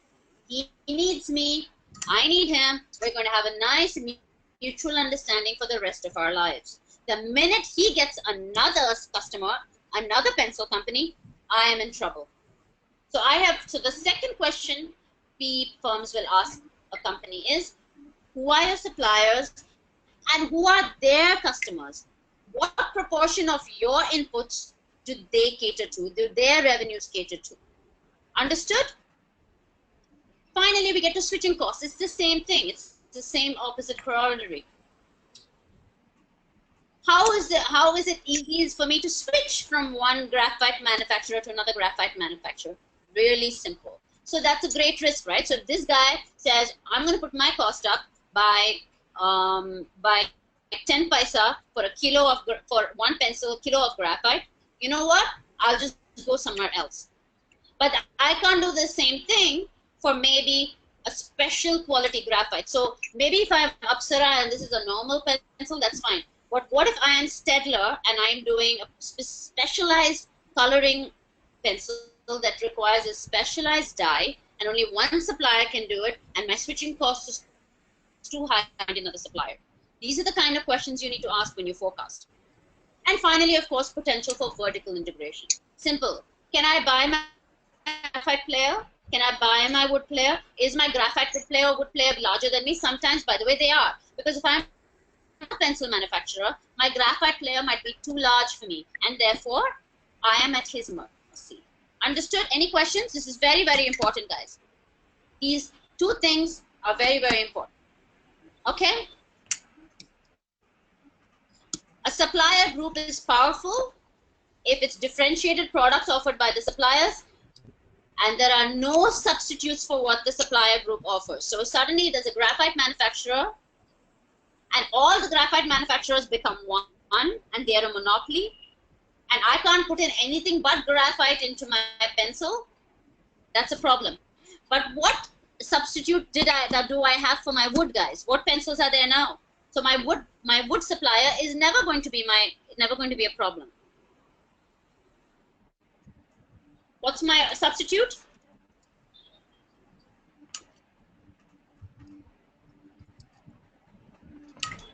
Plastic. And yes, absolutely, mechanical pencils. Very good. Mechanical pencils. Mechanical pencils have made wood obsolete. Okay? And finally, a supplier group does not depend heavily on a particular industry. And it is more concentrated than the industry itself too. Okay, that means Microsoft is obviously the most powerful supplier there is in this world because it is essentially a monopoly. Okay? Industry participants face high switching costs when changing suppliers. Understand? So this is how you know if a supplier group is powerful or not. What happens if the power of supplier, the questions you kind of ask are what happens if the power of supplier is high? Can you give me some powerful suppliers, guys? I've already talked about Microsoft. Powerful suppliers. Who is Airtel supplying to? Yes, Oracle is a powerful supplier. Can we move away from technology? SAP, extremely powerful supplier. The substitutes are not that many. Anyone else? Really? Isn't anything else? Stop, move away from technology. Move away from, you've got to start looking beyond technology, guys. Stop moving away from technology. What about Google? Google is technology, but what about Google? Move away from technology though. Who are some powerful suppliers? Yes, exactly. If I need polyester or a petroleum product, I need to go to Reliance. If I need polyester, I need to go to Reliance. What does ITC supply? What does ITC supply, Sandeep? FMCG is not a supplier group, Prashant. You're confusing things now. I'm talking about powerful suppliers. They don't supply cigarettes. Cigarettes is a retail product. It goes to the retailer. Is cigarette a raw material for something? No. We're talking those. You're talking specific. I'm talking about supplier groups that are powerful. What are powerful supplier groups? Concentrated supplier groups. This is critical, guys. It's a company. Yes, OPEC is a powerful supplier group. But come on, guys, you're doing the obvious. Think of more. Airbus and Boeing, powerful supplier groups. Two guys who you can't run an industry without. Okay? What are other powerful? Diamond. De Beers is a powerful supplier. Mining companies are powerful suppliers. Molasses is a, who's another powerful supplier? Monsanto, the seed company. Visa, MasterCard, yes, absolutely. Visa, MasterCard, powerful suppliers, because what do they supply, guys? They supply a platform for their companies. Okay, guys, you got the point now, right? Now, it's very important that you understand this. Now, let's move on. Now, I want to look at some of the questions. Okay, here are some of the major, we're not going to run into SWOT, because everybody knows what the SWOT is, right? And we are essentially running at, what time is it, guys? We have only an hour and a half to go, so I want to spend some time.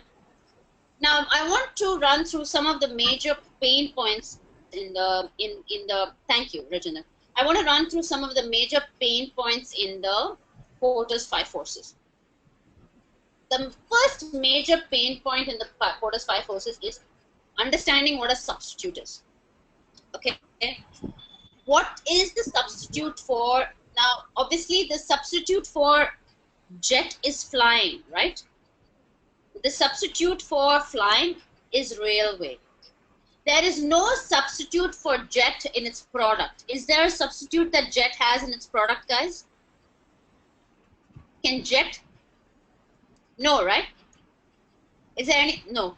Because it has, oh, yeah, exactly. Which was why Airbus and Boeing are very, very powerful. Understood? You have to understand that you have to go back to first principles when you look at this stuff. First principles, guys. Cigarettes are a product, not a raw material. Unless you're looking at, no, cigarettes are a product, not a raw material. Okay? You have to be able to understand what is a raw material, what are its uses. So before you even start an industry analysis, you have to ask some very basic questions. What is a cigarette? What industry is it part of? What is the structure of an industry? Who are its suppliers? Who are its buyers? What is the nature of a product? Now we're going to, yeah, understood? So we're going to do a quick, so to answer that, we're going to do a quick Porter's 5 forces on something everybody loves, smartphones, but just wait a second. Does everybody know the SWOT? Does anybody want me to explain the SWOT? Everybody comfortable with the SWOT? SWOT is something you guys should have. So you're comfortable, yes?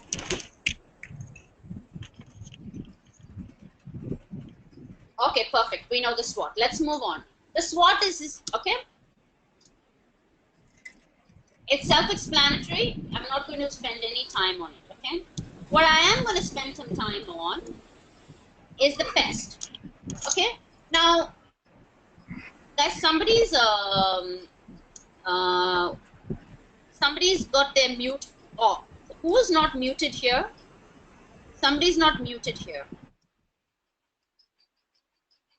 Please put, everyone please mute. Thank you very much. Okay. All right.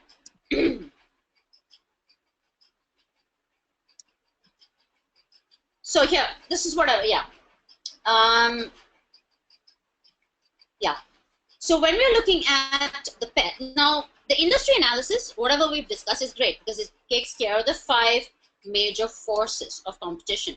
Within you, the industry relevant competition, the supplier base, the buyer base, the barriers to entry, how easy people can come in, the substitutes, as well as the rivalry within the industry. Yeah. But what it doesn't take into consideration is what happens beyond this influencing area. Let's say all of this is perfect. We have a second sphere of influence. The second sphere of influence is obviously the government and the economics, stuff that I can't control, right? I can't control a tsunami. I cannot control New Orleans. I can't control society. I can't control the government. So exactly. So these external factors are also very critical in understanding where an industry is going to go. So in my opinion, if you do a porters, as well as an industry analysis like this, you're covered. Okay, so obviously let's start with political. Today, obviously, GST.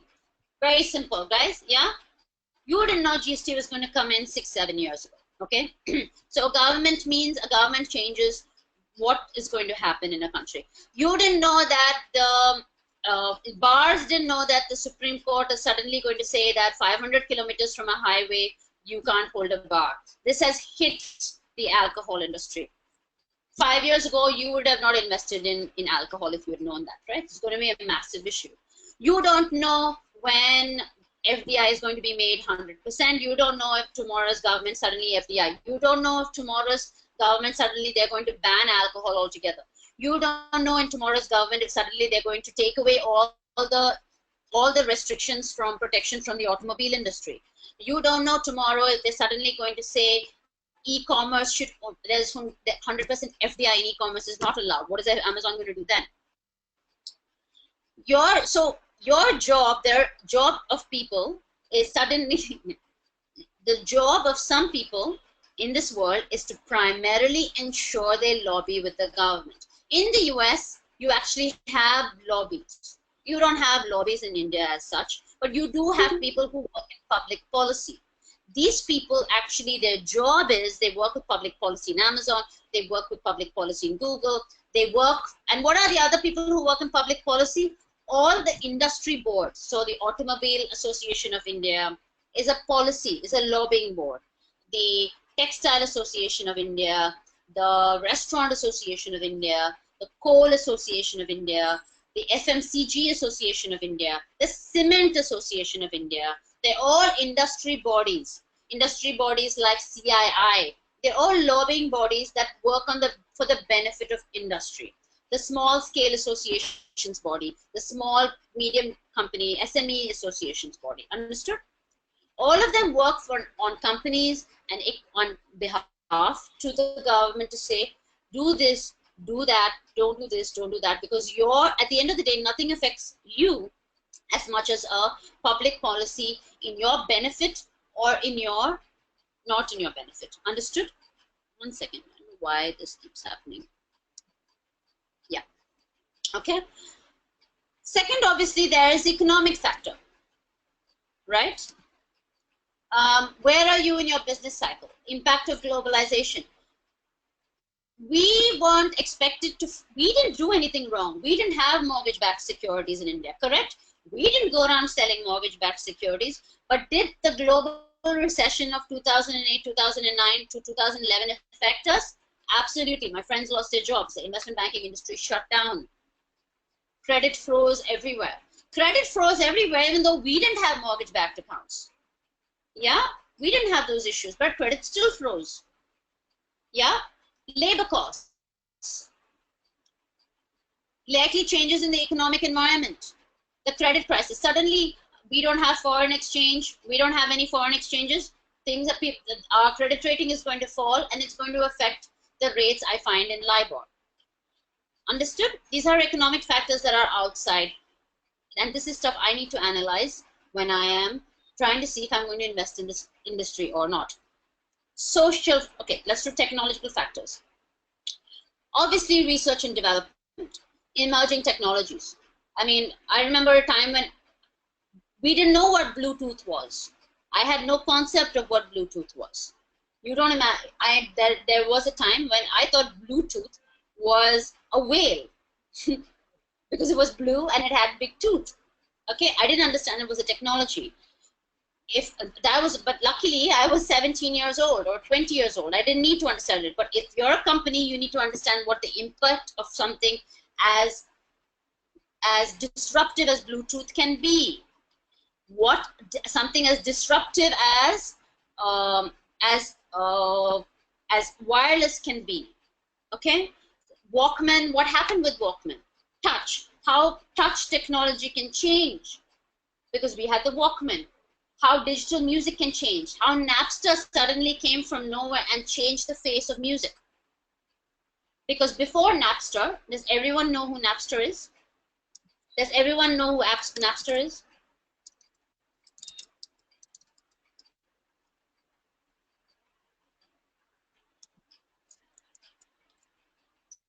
So Napster was a college kid who essentially digitized music. He made and put it on, he took all the music he had, digitized it, and put it on the web for free. So I didn't ever have to buy any music. I could just go download it into FrostWire. Okay, fine. FrostWire, torrent. He started torrents, and I would just use music for free. Before, I would have had to buy a CD. I didn't need to buy a CD anymore. What did that do? Album sales crashed. And what happened after album sales crashed? Of course, soon Apple came around and decided to monetize it, and now we are in a position where digital sales are, and an entire industry was disrupted. Okay, so if you don't understand the impact of technology and you sit back and you don't know what's going to happen, you're going to fall behind and you're not going to remain relevant. Okay, and finally, social factors. The most important thing you can do is to understand growth population patterns. Okay, in an industry like who is the biggest population in, what is the biggest, who is driving population in India? In India, who is driving our population? Who is driving population in Finland?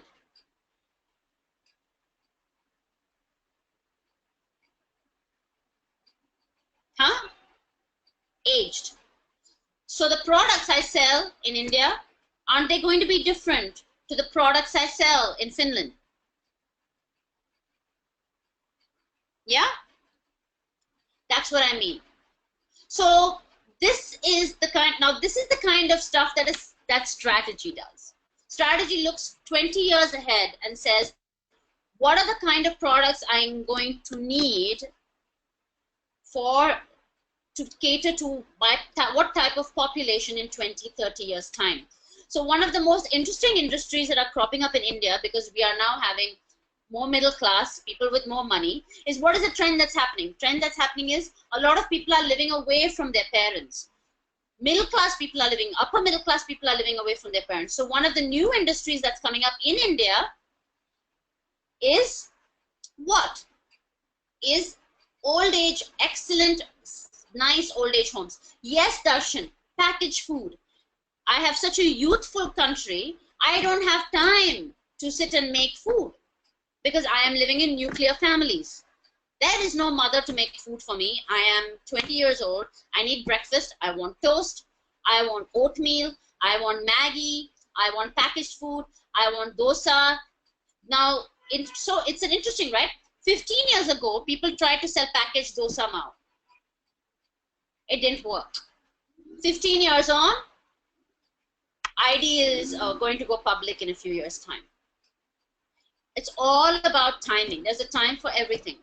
So lifestyle choices, changes in attitude. Do you think Tinder would have worked 10 years ago in India? No. Would Tinder have worked 15 years ago? No. Changing times, a changing youth. So the companies that do well are the companies that understand that it's not about 5 years. I need to look and see 15, 20 years down the line and see where this country is going. Where is the world going? And that's why you form think tanks. So large companies like a GE, a Tata, a Reliance, a Birla. I know people who are part of 5-person organization in Birla that work only with Kumar and Birla that only answer these questions. What is going to happen in 10, 15 years' time? What is Indian population looking? What is the population profile of India going to look like? What is the population profile of the youth going to look like? Where is technology going to be? And what kind of products do I need to put in place today to cater to, what kind of R&D do I need to do today to cater to the problems or the needs 20 years down the line? And that is why companies like Apple do so well. Okay? So while we just did industry analysis, it's static and dynamic. Dynamic strategy takes into consideration these 4 elements. This is what PE firms, these are the kind of questions PE firms ask. PE firms say, where is this company going, where is this industry going to be in 20 years' time? All these questions, suppliers, buyers, competition, social, political, economic, technological, And is it going to be an interactive industry in 7, 8, 10 years time? Therefore, am I going to get a return on capital that is greater than the cost of my capital? Which brings us back to the one thing, which is how much money am I going to make? Understood? Yes? Now, in our last hour, do we have any questions, guys? Okay, I hope you find this interesting. Now, we're going to move on to the next slide, which is, all right, so we know all of this, right?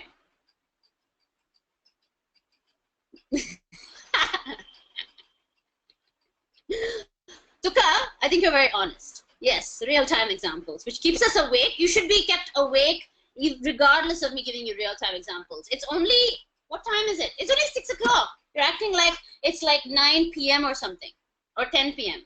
Okay, now that we have all of this, we understand what we're going to do. We have to now get down to the company. Okay, we have all this information. You've done the work. You've done your porters. You've done your SWOT. You've done your PEST. You know everything there is. You have to finally, what did we all do now, guys? We did corporate strategy. We now have to do business strategy.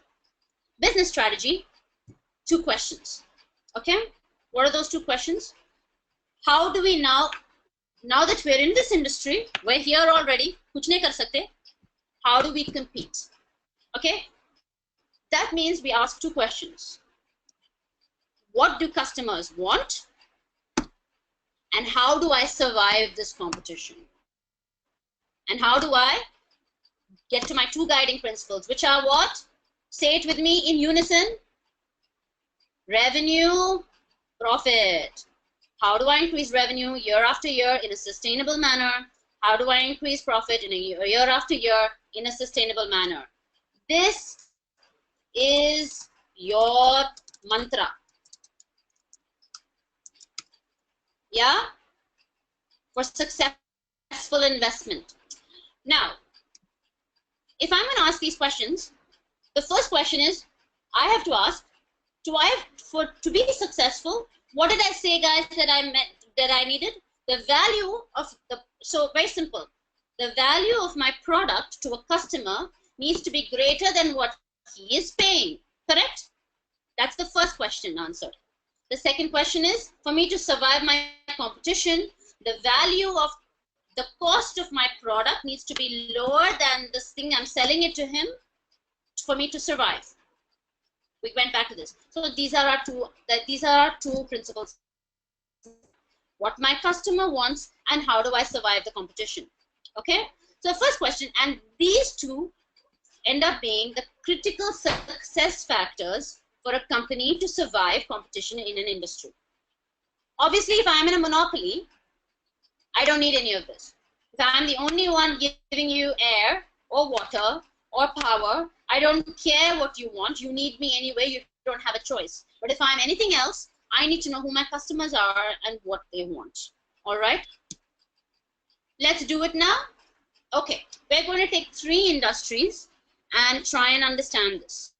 Okay, so first, let's take 3 types of industry. So I've got steel, I've got fashion, and I've got supermarkets. Let's do, and they're 3 different types of industries. So let's start with steel. Any of you have any questions? Yeah, no, you guys are good. Let's start with steel. What do my customers want if I'm a steel company? Very simple. I want a low price. If I just want normal steel, everyday steel, which is a commodity, I want low price. But more importantly, since I use it as a raw material for a product, what is important to me? Consistency. Good quality, exactly. Consistent supply, exactly. All of that, good quality, consistent supply, okay? That's what I want, all right? Which means I need to give them, I have to have good technical stuff in place. I need to have reliable. So how do I survive? if I need to give them good quality and a consistent supply at low price, what do I need to give them? And what is my situation? My situation is, it's a commodity product. I have constant excess capacity. I have high fixed costs. I have massive exit barriers. I have substitute competition. What is my substitute competition, guys? Steel now has competition, right? Steel has glass in buildings. Steel has concrete. I can use concrete.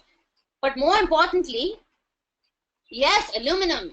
But more importantly, but all of this people used to say, you know, I can't be glass because glass is fragile, I can use steel.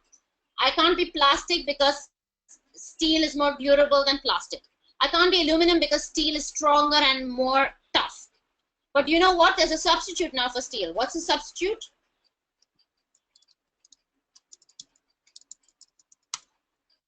Composite plastics. Composite plastics was a killer to the steel industry. Okay, what happened was suddenly airline companies would use composite plastics instead of steel in building their planes. I use composite plastics, fabricated plastic, and I'm done. Okay, and another way, so all this issue I have cyclical profitability. So if I have all these issues, commodity product, excess capacity, what did I say? Which means I need to constantly have economies of scale, and I need to have financial strength to survive competition. All right, which means I need large scale plants to be successful. I need a low cost location to be successful. But most importantly, I need rapid capacity adjustments to be successful, which means that if my demand falls, I need to design my factories in a way that I can shut a shift down, that I can shut a factory down and operate on 2 factories, that my fixed costs actually fall along with my demand. That's what will make me a successful company, that I'm able to survive competition. Alternatively, I can completely change my product and become a high technology, small scale plant and give differentiation through better better quality steel, specialized steel, and service quality. So I can either be large and give you low cost, by changing my location and have rapid capacity adjustment in my large scale, or I can go the other way and differentiate my steel, give you specialized steel, give you phenomenal service. I go small. Let's look at our second example. Fashion clothing. What do customers want? It's the complete opposite of steel right now.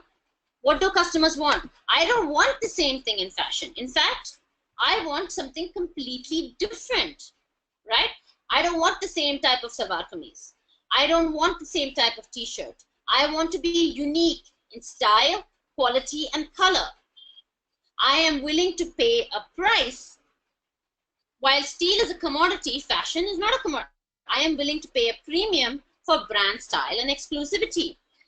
Yet, I am highly price sensitive, which means if there are 2 pairs of jeans, I will buy I will at the mass market level, I will buy the cheapest pair of jeans. I will go to Fashion Walk and I will buy chappals that are really cheap.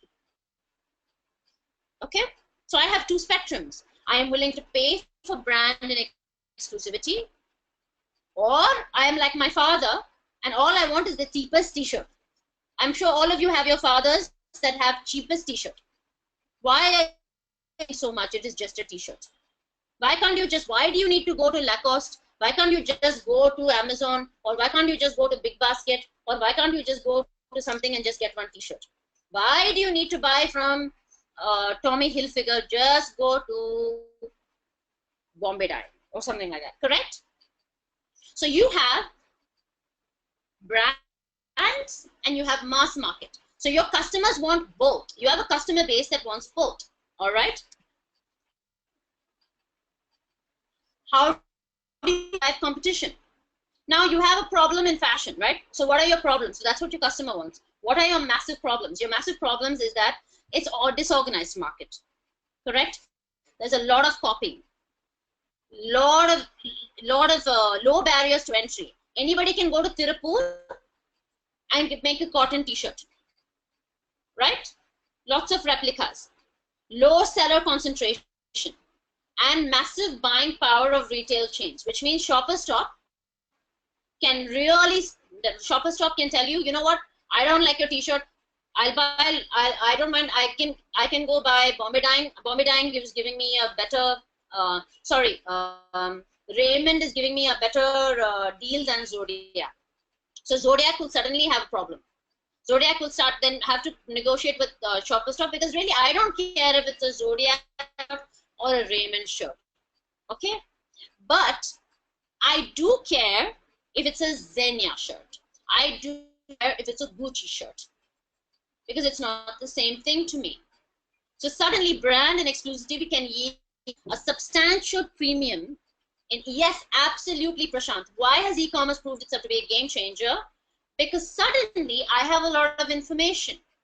My barrier to entry has become so low. It's because my barrier to entry is because anyone can set up an e-commerce site, correct?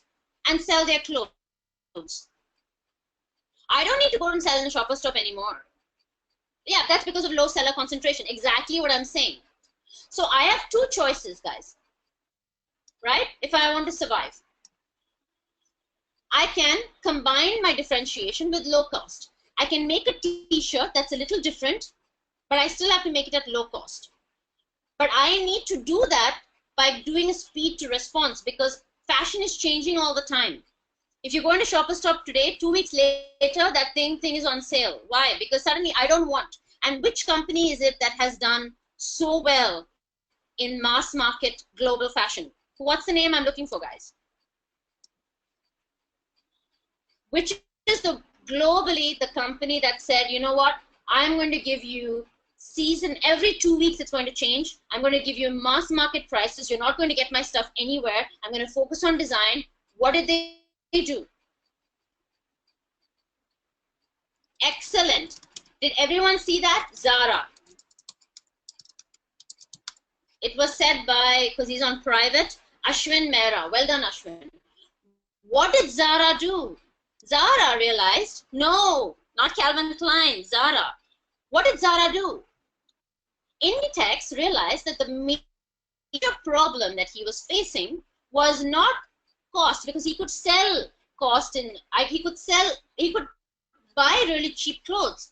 Was not design, because he could get designers. Was the fact that he needed to get the material from the low cost location to his customer with speed, and so he invested in logistics. That's what he did.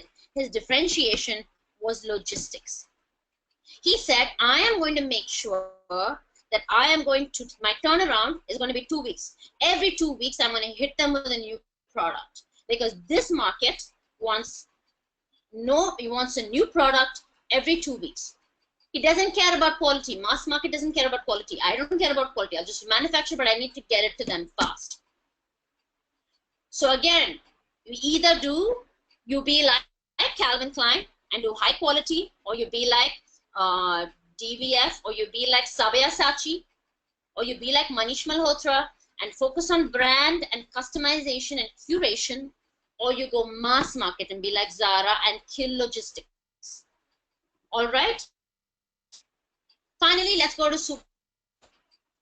What do customers want, guys? What do you want from a supermarket? You want low prices and you want a convenient location. Correct?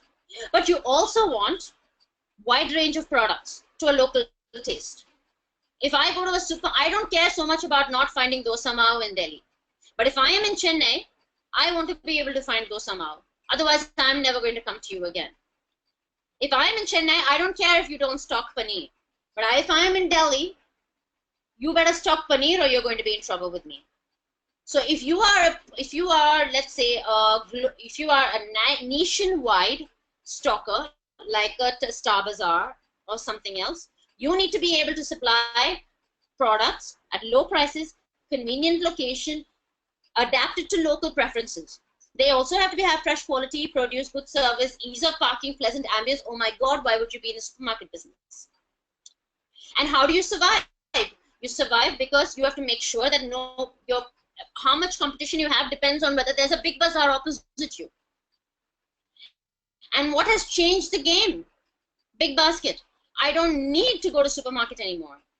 Disruption. Big basket disrupted it. But how did Big Basket disrupt it? By giving discounts. They came in and they gave massive discounts because they had deep pockets. But they still had to pay the same amount of money to a Britannia. They are not paying any different, right? So they are losing money. Door delivery within a few hours. That's what I want. And which is what Star Bazaar couldn't do, because by the time it took for me to get from Star Bazaar, from my house to Star Bazaar, find parking, Big Basket promised me express delivery within 130 minutes. Right? So what do we need? How do I survive competition? I need low cost, operational efficiency, aggregate purchase, and low wage. Or I'm a differentiation. I'm like Nature's Basket. Okay? Because a Foodesto can't supply for me in 1.5 hours. Okay? But a Nature's Basket is close by and I can go get it from Nature's Basket. So I can be differentiation. What does a Scootsy do? A Scootsy gets me now food stuff that I can't even get from Nature's Basket within 1 hour. So constantly technology is disrupting me and I have to basically focus on what the customer wants. And the customer wants what they want right now. Okay, which is why PE firms are spending money on this. But there is a lot of other stuff that's a problem, which is, so which is differentiation.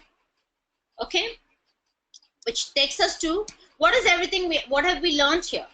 That there are two sources of competitive advantage. Either I go large and have cost leadership. I have economies of scale, efficient production, product design, lower input costs, organizational processes, or I differentiate by giving you an attribute. So even if my loaf of bread in Scootsy can cost 50 rupees more than the bread that I buy at Big Basket, which says I can only deliver to me tomorrow, I will go to Scootsy and pay 20 rupees more because I can get it now. And the differentiation is speed. And therefore I can do that in small amounts. Understood? So either I have a cost leadership or I have differentiation as a strategy. Either I have product design or I do position myself to unique manner. Okay? But all of this has to be achieved. So, but what is the mantra? The mantra is here that the value I offer needs to be higher than what the customer pays for it. So my value is time when I save it. Okay? So if I am Apple, am I following cost leadership or am I following differentiation?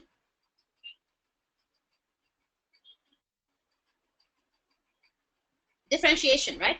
Because I have decided to find an attribute that customers value. What do you value in Apple? You value beautiful products. You are unique. You value the ecosystem that you're part of. Or exactly, security, differentiation. Or I am Micromax. And I say, you know what, I don't care about product design. I care about low input costs. I care about economies of scale. Exactly. So now it's very important, you can't do both. You can't have the companies that have their foot in each one do badly. The companies that have the foot in one or the foot in the other do much better. All right. How do you sustain now? Now, okay, you've decided that you're going down the route of differentiation, or you've decided like Apple and Nature's Basket that charges you 1,000 rupees for a little bit of butter, okay? Or you are Sabyasachi, but you follow differentiation and you charge 1 lakh for a sari, or you are Kalaniketan and you charge 2,000 rupees for a sari. Understood? But you each follow your own path. Once you have followed your own path, you need to figure out how to implement it. And how do you achieve and sustain competitive advantage that will help you achieve and sustain revenue and profit? All right? So how do we do that? Very, very, very, very simple. The uniqueness of I have to figure out the first step is very simple. I have to figure out what are the key success factors or risks associated with the firm's chosen strategy. What are my success factors or risks? How am I successful within this? What do I need to do? If I am Apple, What are my risks and what are my factors? And risk is that I lose, there's an opportunity cost of losing a lot of people who don't want to be part of this, my strategy. Okay. If I am nature's basket, that means I am losing out on all the people that want to pay 200 rupees for 500 grams of butter. But the success is that I can also pay so much, I can also charge so much more. But how am I successful at that is if I get my word across that my products are fresh. Second question is, once I answer this, I've figured out my success factors, I have figured out the risks. Do I have the capability to deal with this in the first place? Can I be Patel Stores and be Nature's Basket? Can I be Micromax and be, do I have the necessary capabilities to actually do what I want to do? If I don't have the R&D in place, let's say I am Nokia. Suddenly I'm saying I'm Nokia. I want to be differentiation. Do I have the R&D in place? Do I have the culture in place? Do I have the money in place that lets me become an Apple tomorrow? If I don't, which I don't, let's say I am a company like Micromax and I want to be Apple in 20 years' time. If I don't have the necessary capabilities now, which means I don't have the branding now, I don't have the differentiation, I don't have the R&D, but I believe that it's better to be Apple than it is to be Micromax right now. Have I made the commitment to bridge the gap between my current capabilities and requirements? This is how, guys, this is what you do, guys, when you're an equity research analyst.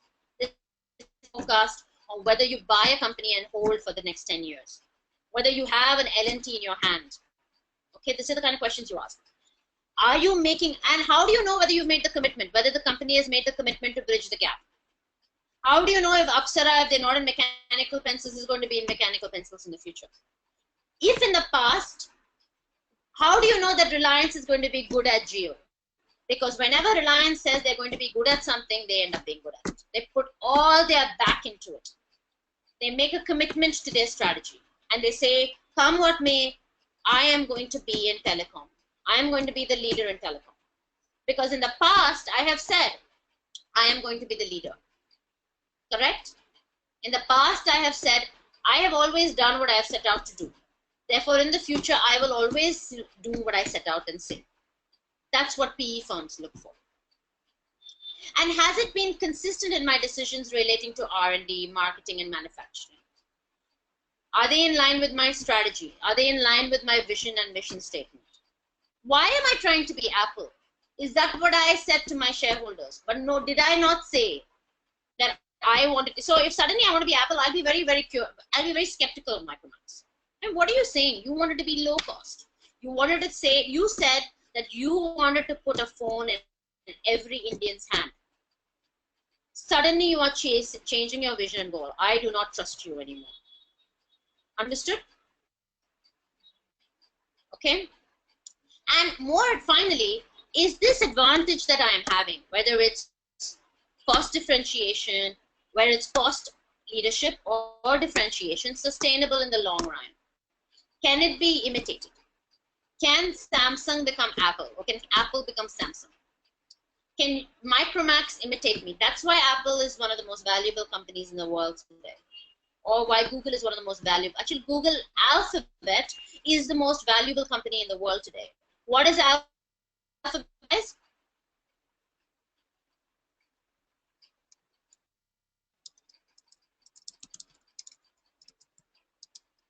I want an answer from all of you.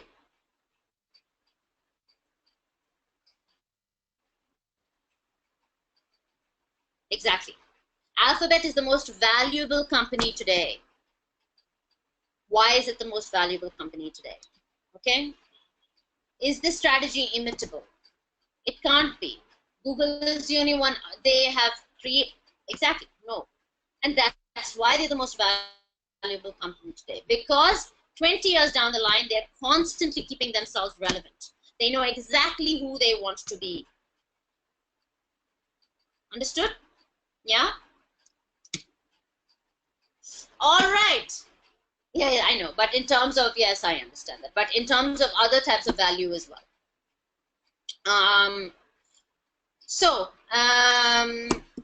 All right.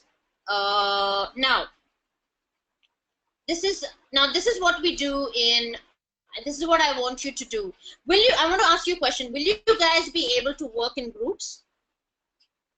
If I give you an assignment, or are you going to find it hard?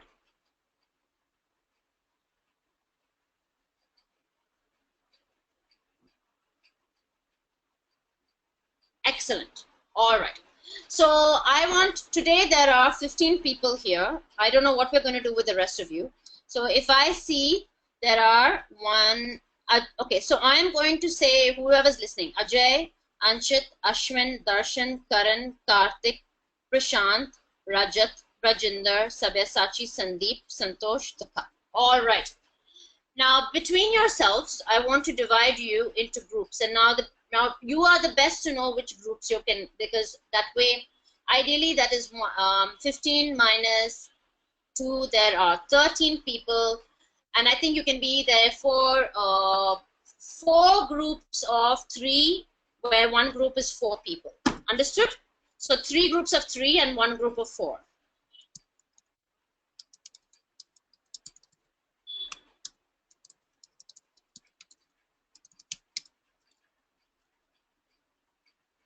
Will you be able to divide yourselves up? Okay. So I want group 1. These are so there are 2 major assignments, okay? One simple assignment is something that I want done. Now, usually we do this in class, and I want you guys to be able to, will you be able to do it in 15 minutes now, you think? Or do you want to do it as a homework assignment?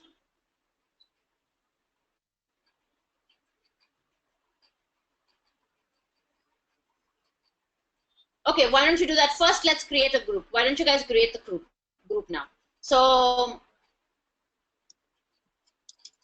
okay, now, but one thing I want to do is, there are 2 homework assignments, guys. And by the way, I also want to talk about your profile assignment. I've already marked it. Have you guys got the feedback? The grades? The grades should have been uploaded by now. Some of you did very, very well. A couple of you didn't do very well at all. And I only, at the end of the day, I don't want to give the marks to every one of you. One second.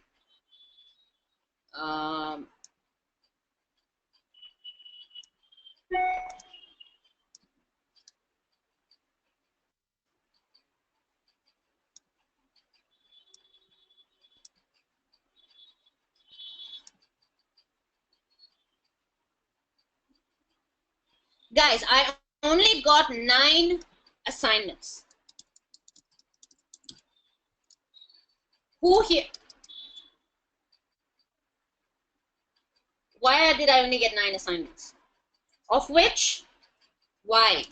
Okay, of which the best assignments were BK Company, Bike Company, Silla, DHFL, SKM,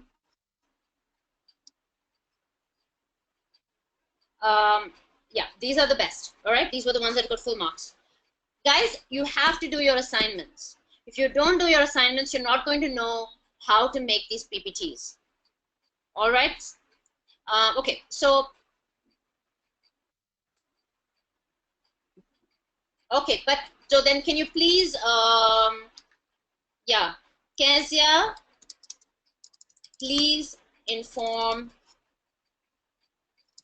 Sabyasachi.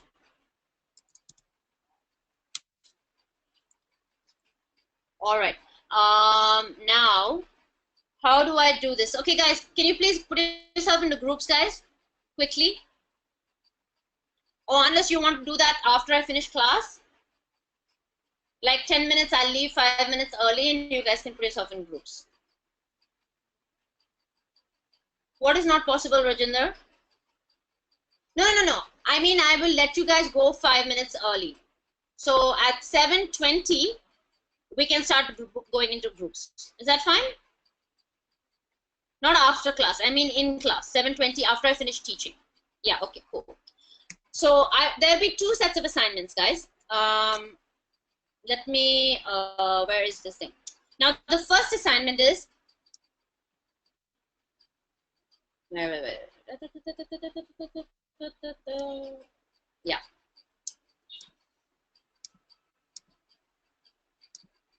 All right. The first group will do a Porter's 5 forces analysis of the e-commerce industry. The second group, forget this one, guys. I don't want the SWOT analysis of e-commerce industry. First group will do a Porter's 5 forces analysis of the e-commerce industry.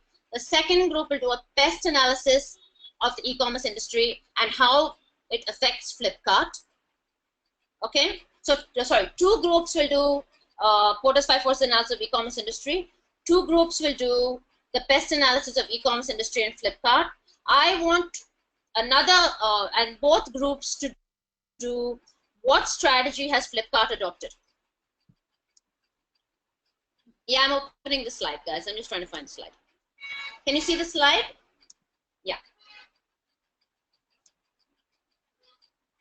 Ignore the second group. I don't want a SWOT analysis. Okay.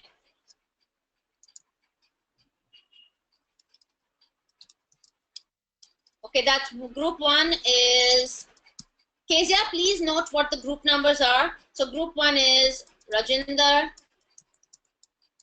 Anshit, and Sabyasachi. They are going to do a Porter's 5 forces on the e-commerce industry. Okay.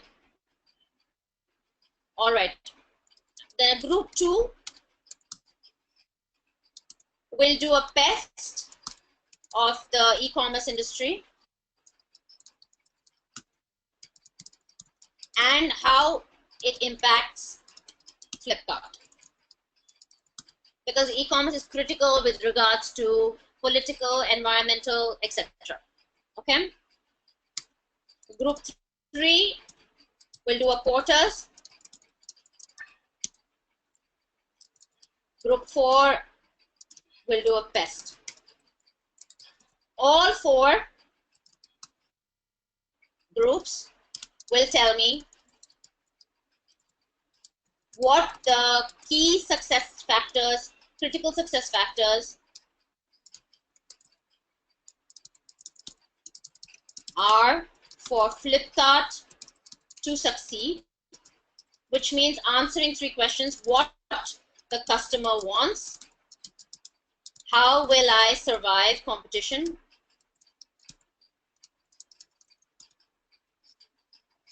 what do I need to do? Understood? Therefore, by strategizing, what do I need to do? And what strategy do I follow? Differentiation or cost leadership? We obviously know the answer, but I want you to articulate why you think that is. Understood? That's your first assignment.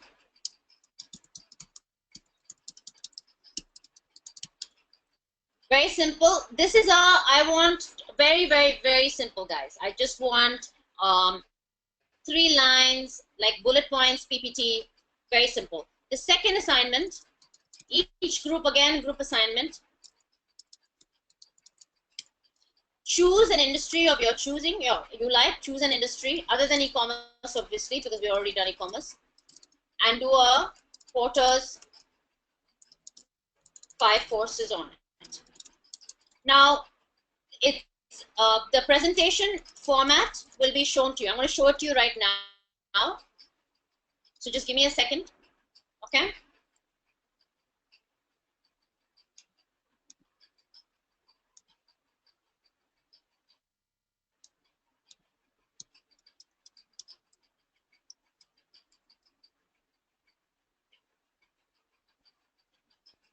I'm going to walk you through your major now.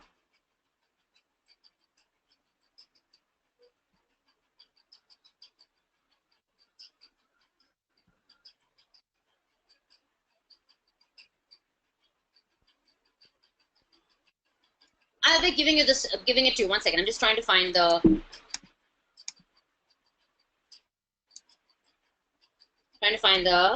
Yeah.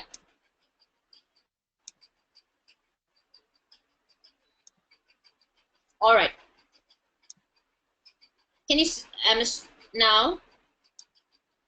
I want you to pick an industry and company within that industry and give me a Porter's 5 forces, a SWOT, and a PEST. Okay, it needs to be 15 to 20 minutes. I want approximately 15 slides.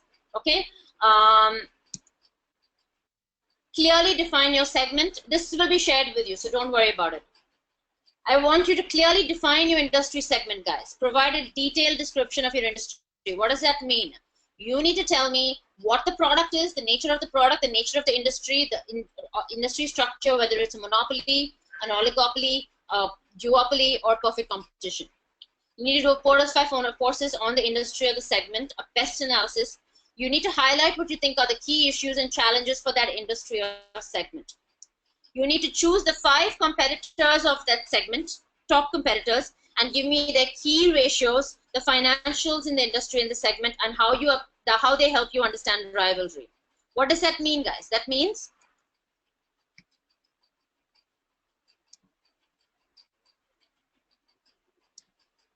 what does that mean? That means that essentially I want you to say how fast is the industry growing. Obviously, if the industry is growing very fast, that means that competition is going to be lower. If the industry growth is stagnant, it will be better. And you need to give me examples. Is that the case? Is it mean that the industry has been growing very fast, therefore, and how do you show me that? How do you know if competition is intense or not in an industry?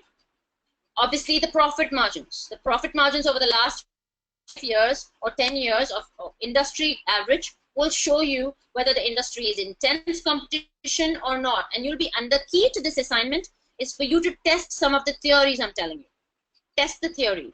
Test the hypothesis. Don't trust me. See if an industry is a competitive industry, are the margins low? See if in a cartelized industry, are the margins high? Ask questions. Get me market share information. Okay? Use your ratios. Also tell me what do you think the industry segment is going to look like in 5 years? What should your company do to be a dominant player in the industry? And finally, what advice would you give? Would you advise them to buy? Would you advise them to sell? Will you invest in them yourself? Will you exit this industry? Will you acquire a new technology? Why would you give this advice? Okay? And finally, I want to know what sources you use to complete this project. Okay? Does everyone get the assignment? Yeah, that's what I need to understand. So I think depending on whether you are in the city or whether you're not, I think one is Skype. Skype is a great way to coordinate. Now you have group Skype. Do you guys know how to use group Skype? That's all you need, group Skype, guys. Group Skype, WhatsApp. So my suggestion to you is to take the Porters, divide it within. So one person does rivalry, one person chooses the companies. So all of you choose the companies, get the ratios. One person does rivalry, one person does barriers to entry, one person does supplier, buyer power. So divide the slides among the. I only want 10 to 15 slides. Okay. The first assignment is very basic. You can even give it to me on Word. It doesn't even have to be a PPT. Just put it on Word, few bullet points, okay? The second assignment is the major assignment. Okay, I'm going to give you 1 month for this. It's a long time. Is 1 month enough? I usually only give 10 days, but I'm giving you 4 weeks. So I want the formatting to be excellent, guys. I want the kind of formatting that you did in your PPT. Okay? Yeah, I'm sure. Okay, so group one, group two. Okay, which one of you are CAs? Any CAs? I want if there are 3-4 CAs, 1 CA in each group, ideally. If you guys are in, if you guys are like counting, come on. Do you all have a WhatsApp group? So then come on, divide yourself in the WhatsApp group, no? Where do you guys live? Okay, all right. Group 2. Prashant, Rajat, Darshan, Ajay.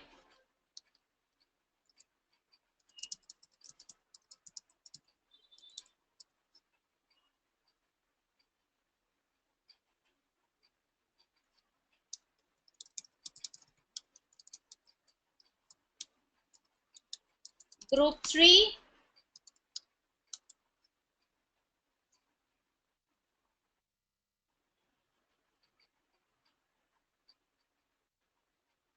All right, you guys, you do see? Done. Does everyone have a group now?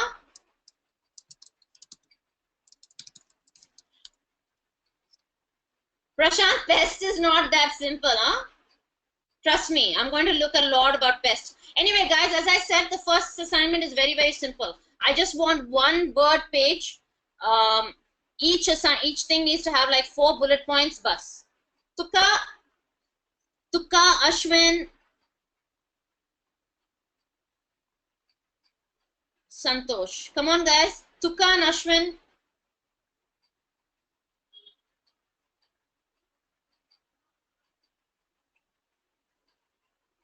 Kezia, are you, yeah, sounds good. Does that work, guys? Does everyone have a group now? Yeah, ma'am. I guess we have left out Karan. Karan is also there. Karan, Karthik. Okay, Karan. Kezia, can you just publish the groups, please? Yeah, sure. For now, I have Group 1, Group 2, Group 3, Group 4. Guys, this is going to be your group now for the rest of the program. Okay? So, EY-FAP, these are your groups. All right? Online.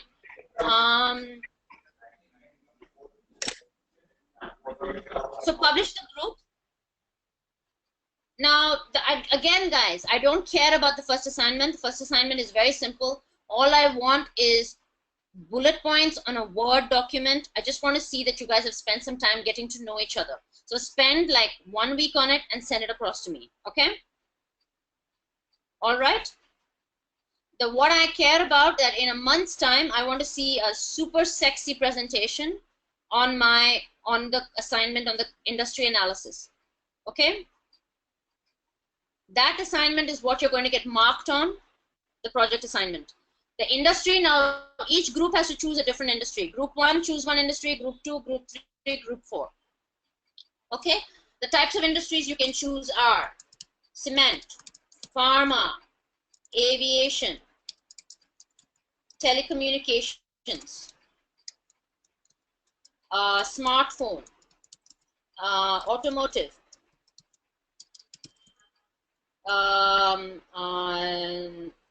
banking. Yeah, you guys can take anything you want, right?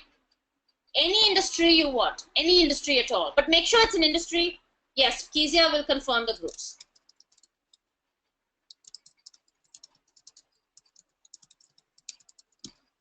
The deadline for the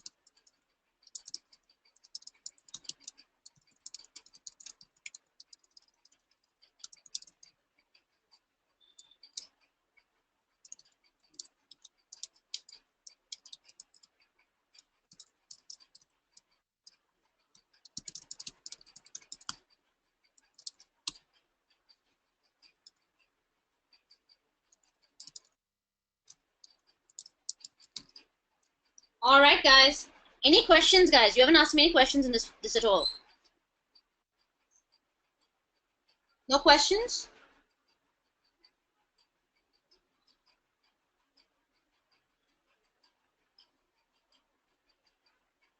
We have no questions. I want to.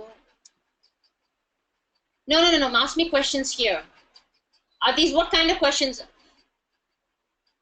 So I'm going to, what I'm going to do is I'm going to see if I can schedule a 1 hour question and answer session or a half an hour question and answer session in about 2 weeks time to answer any doubts you might have on your, on the assignment. Does that work? Because I'd rather answer all your questions together as a group so everybody benefits. So Kezia, let's schedule that in 1 hour, or sorry, half an hour question and answer session online, so that I can answer any questions they might have on writing this assignment. Yes, ma'am. Okay. Okay. All right. Cool. So does that work? That works fine. So I want to go back to this. If all will be done, I want to go back to the presentation now, because we haven't finished, guys. I just wanted to make sure that I didn't run out of time for this.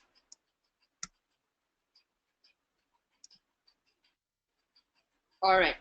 Now, something I want to quickly run through is something that we don't. Is something that we don't get into a lot of detail with, but it is a framework that is very useful. It's called the BCG matrix, which is the Boston Consulting Group matrix. I want to quickly run through this. It's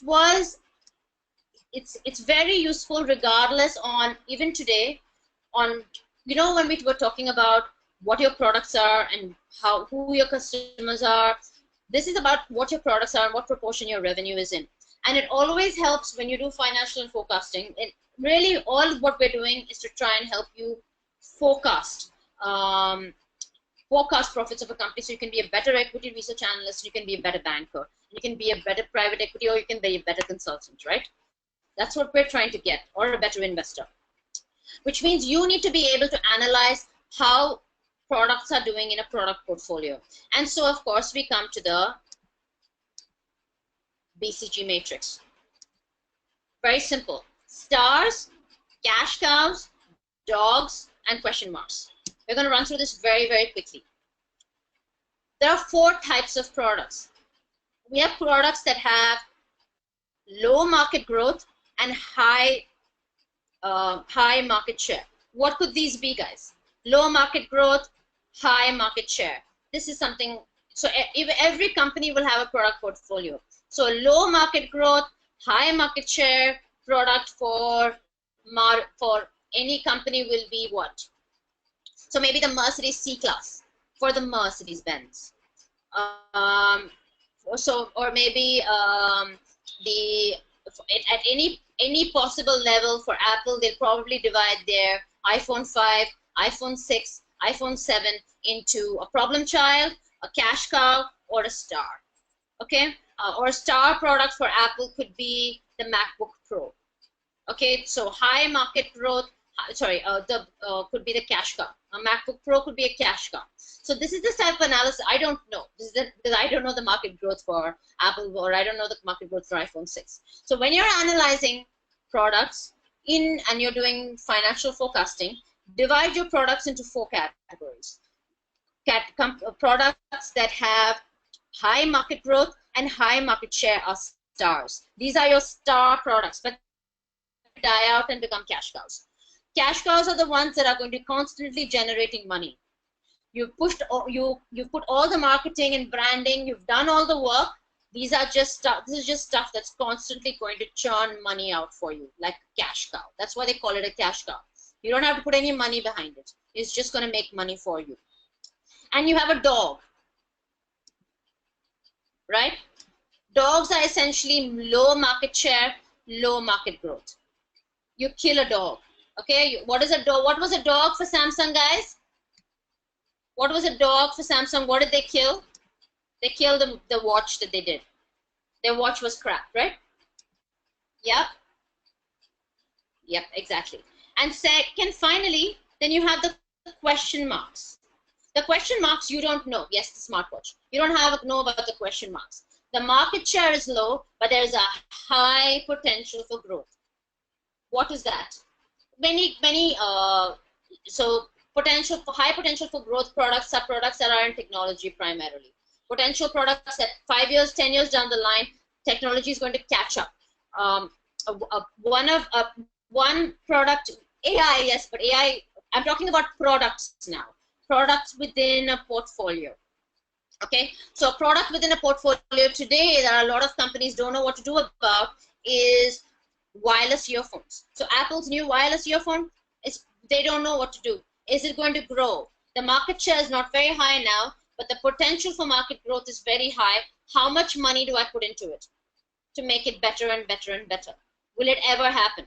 Because the watch didn't happen. The watch hasn't really taken off. Okay, so in any product portfolio, once you get past the industry analysis, critical success factors, once you get to the company level, this is the kind of analysis you need to do when you're doing forecasting and finance, because you will always have 4 types of products. Where do you put your products and how do you forecast how much time you're going to spend, how much money and time you're going to put into both of them? Okay, exactly.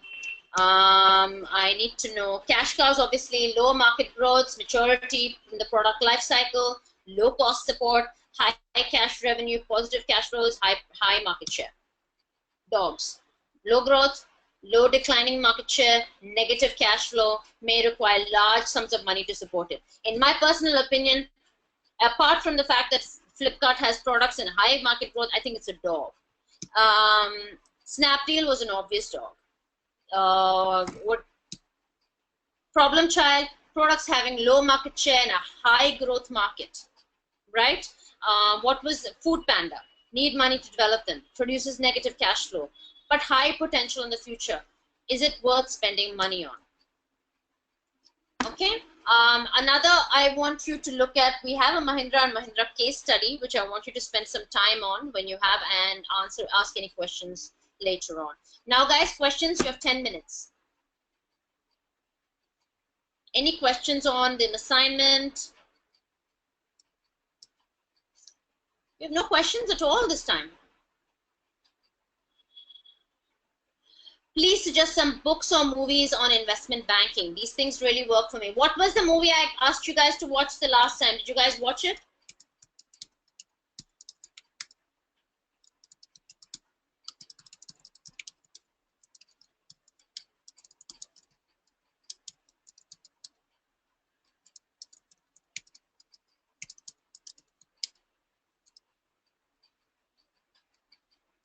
Okay, I think that's and books to read.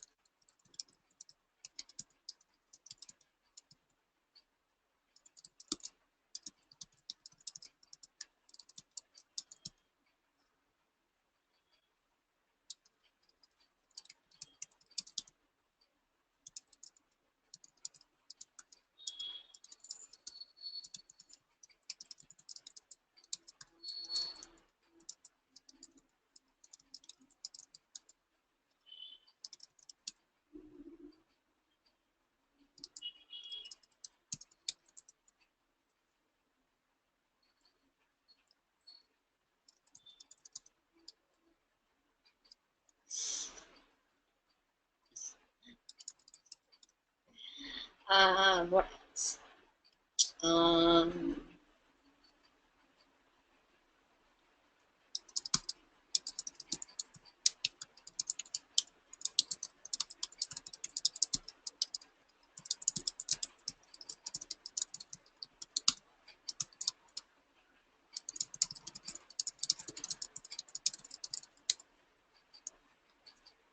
Yeah, Financial Times for global news. Yeah, I think that's about it for now. I think if you read Barbarians at the Gate, Liar's Poker, there are obviously a lot of Random Walk on Wall Street is one of my favorite books to understand how random stock markets can be. But if you read this, I think if you guys are all willing to read Barbarians at the Gate, I am willing to spend a few hours doing a fun activity with you.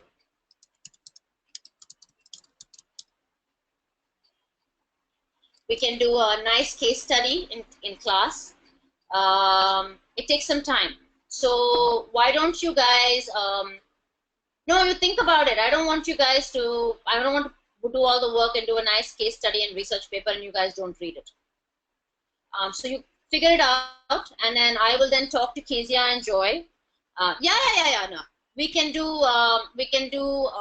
so the great thing about Barbarians the Gate, it has a book, it has a movie, it has a great research paper, it has a case study, it has a reaction paper, lots of stuff. So we can do a lot of stuff and we can do a nice 2 to 3 hour session or even just 2 hour session on Barbarians at the Gate. But you guys need to confirm so I can make time for it and talk to Kezia. Okay? So you guys discuss it among themselves, take a week or so, and then let them know whether you want to do it or not. Okay? As a group.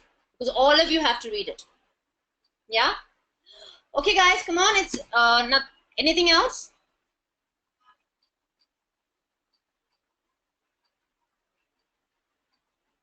And also, I hope you know that the summary of this session is going to be put up. I have a video, a summary of this session.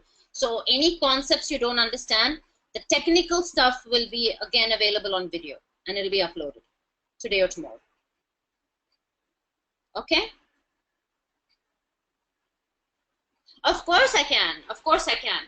Let's go back to that slide. We have 5 minutes. 1 second.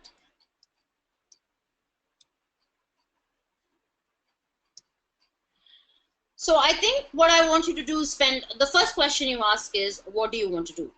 Okay?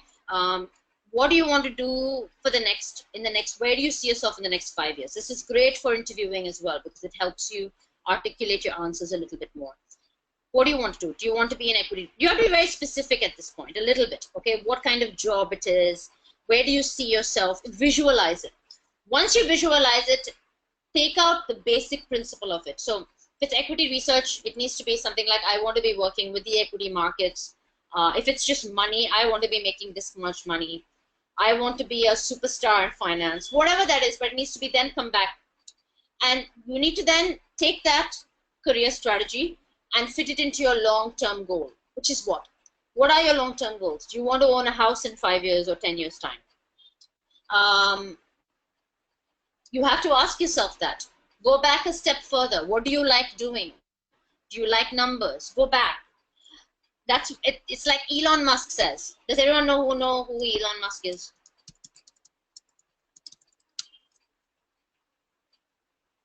He says, go back to first.